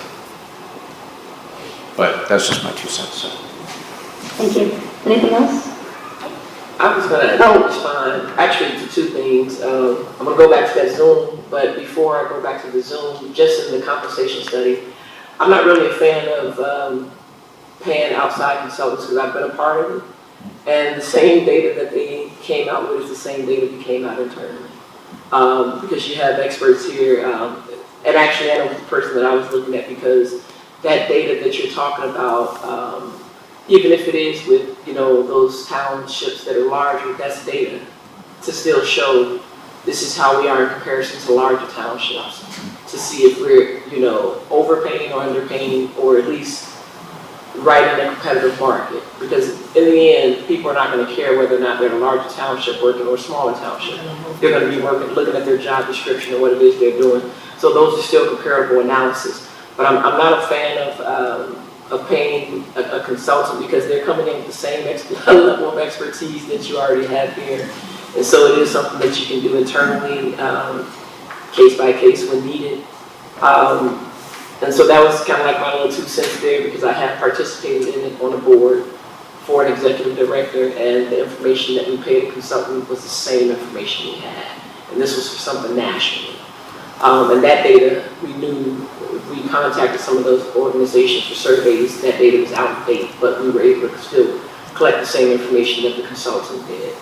The second part is, I want to go back to the Zoom and the recordings, just kind of made me think of something. As a municipality, is there a time limit on how long we have to keep the videos? Because I know with Zoom, that's all saved on the cloud, or you can save it on the computer, in terms of releasing that data so that people can rewatch it or view it if they miss it. So what is I guess I'm trying to figure out, where is the cost of $20,000 coming from? Is that for storage space, or are you looking to storage other things? Because at the university, we record and we store, but we get rid of it within a year, so that we're not constantly paying for more storage space. So, yeah, there's. I'm not quite sure on the retention part of what. I thought it was 2 years for municipalities on video. I don't know what the audio one is. We record both, as we would still do if we would do video. But there would be, as far as actually doing the editing and video and those different things, there is a cost to doing those. So some of it would be equipment up front, and some of it would be the agenda software. So our agenda software program we're moving forward with, I think it's another $7,000 or $8,000 a year annually to house it, so it goes next to the agenda, and so it's in one place in location through Civic Plus. So there's a storage fee or a convenience fee to be able to use what we're using. So it would be 7 or 8 grand annually plus all of the cost for staff time. And then are you also required to do closed captioning once you post that online? I thought I heard that somewhere. You're also required to close captioning. The Zoom comes with a closed capture feature. I guess, so what's the editing that you would need to do? Because I'm still. Yeah, I mean, you get that in for open and close. Okay. Some of it would be that closed captioning that you'd have to get into if you were able to do that or not, and then someone to check the closed captioning. Oftentimes, the agenda software requires it to go by, you link it by the agenda item, so someone's actually watching and linking it to each agenda item as they go through. So that's how most of these programs work. This is, for smaller communities who've done something like this, they've hired a part-time video operator who does this. Other communities have paid this through an executive secretary or something like that, or a communications person, but it's usually additional work. Can I say one thing just Sure. Did I interrupt you, Jonathan? No. Okay, all right. So just in conclusion, it was a good discussion about the compensation study, and I hear the consensus is, at this time, don't hire somebody from the outside, don't consider hiring somebody from the outside to come in. Keep an eye on the market, salaries, see how things are going. Be more attentive or as attentive to what's going on regarding even the Southland, positions in the Southland. And then I'd like to add a third thing. If there are any groups or individuals who are not raising their hand and saying, I want you to look at me, or quietly just working 200 hours a week and we have not looked at them because they're just doing their job, can we look at those positions too? So we don't just pay attention to those who have an offer somewhere else or might leave because of, just make sure we look at everybody's. So the finance department does look at all the positions across the village. But then we're fine. Yeah, all the only one that's not is the PD, which we look at separately as part of our compensation stuff for that union contracts. Because my concern is that we're doing the right thing by our staff. Thank you. Trustee Rogers, any other business? No, Jonathan answered my questions, that's all I have. Thank you, Trustee Daggett. Yeah, just real quick, I wanted to say with it being the Public Works Week proclamation, if it was just expertise, education, hard work, and dedication, John would be more than enough. But on top of that, he leads with kindness and integrity, and the entire department follows that lead. There's not a time where I see someone in our Public Works out in the community, treating the community exactly like you would want someone to treat someone in the community. We have people who work in Public Works who don't live here, but you would never know it because they act like it's their own backyard. And that comes from John and Dan. And I appreciate all the work that you guys do. So the proclamation, you are so far and above what that proclamation has. I'm always bragging about you guys when I talk to people about Public Works. I'm like, you have no idea how good we have it. You guys are absolutely amazing. You do incredible work. While we're home sleeping, you're taking care of the stuff, and your guys are taking care of the stuff that we never know about. And that's huge. The number of times I've had residents come to me and say, oh, Public Works helped me out. They're fantastic. They're great. You're doing stuff that's not even your responsibility, helping people find leaks inside of their house. And you name it. You guys do an amazing job of representing the village. So I didn't want the day in the meeting to go without acknowledging that. I wish everyone knew how much you guys do, because it is incredible. So thank you for your hard work. Please extend that to the entire group. Maybe I'll send an email that can be forwarded out. I really appreciate the stuff that the Public Works Department does under your lead. So thank you. Well said. Trustee Dorsey. No additional comment, but I have to echo what Trustee Daggett has said. I see your guys out, your crew out all the time. It's always a kind word. It's just, and it's your spirit. Leadership really starts from the top. People mirror what their leader will do. And I have to applaud the leadership that you provide, because it does trickle down to your team. Great job. Thank you, trustee Lawson. No business. Thank you, trustee Mitros. I'm just curious where the groundswell of recording our meetings, where is that coming from? Putting these recordings out to the public so they, have it for 2 years. Who want? No one has asked me for that.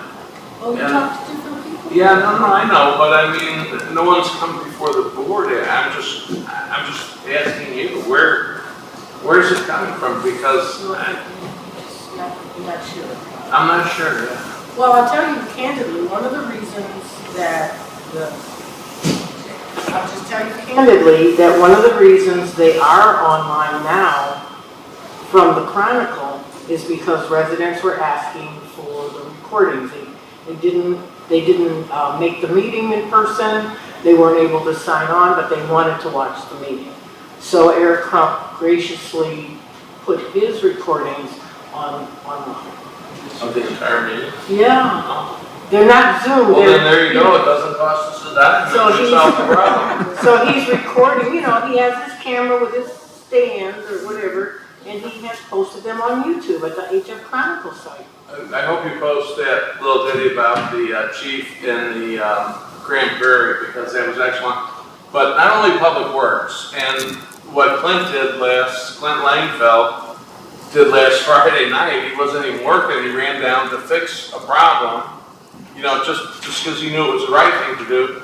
But you all do that. Any representatives that you guys have, police or fire, when they're out in the public, or Scott, I mean, everyone is so good. They handle our public so well. Kudos to everyone. And of course, Public Works, they're outstanding. So that's all I have. Thank you, Clerk Legato. Nothing. Thank you, Village Manager. Nothing, thank you.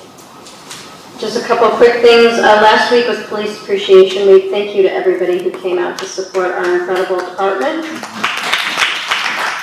Officers brought out their families too to help with the cop on a rooftop, and they raised over $2,500 and counting for Special Olympics Illinois. So wonderful job. Thank you for all of your continued efforts. We really appreciate you.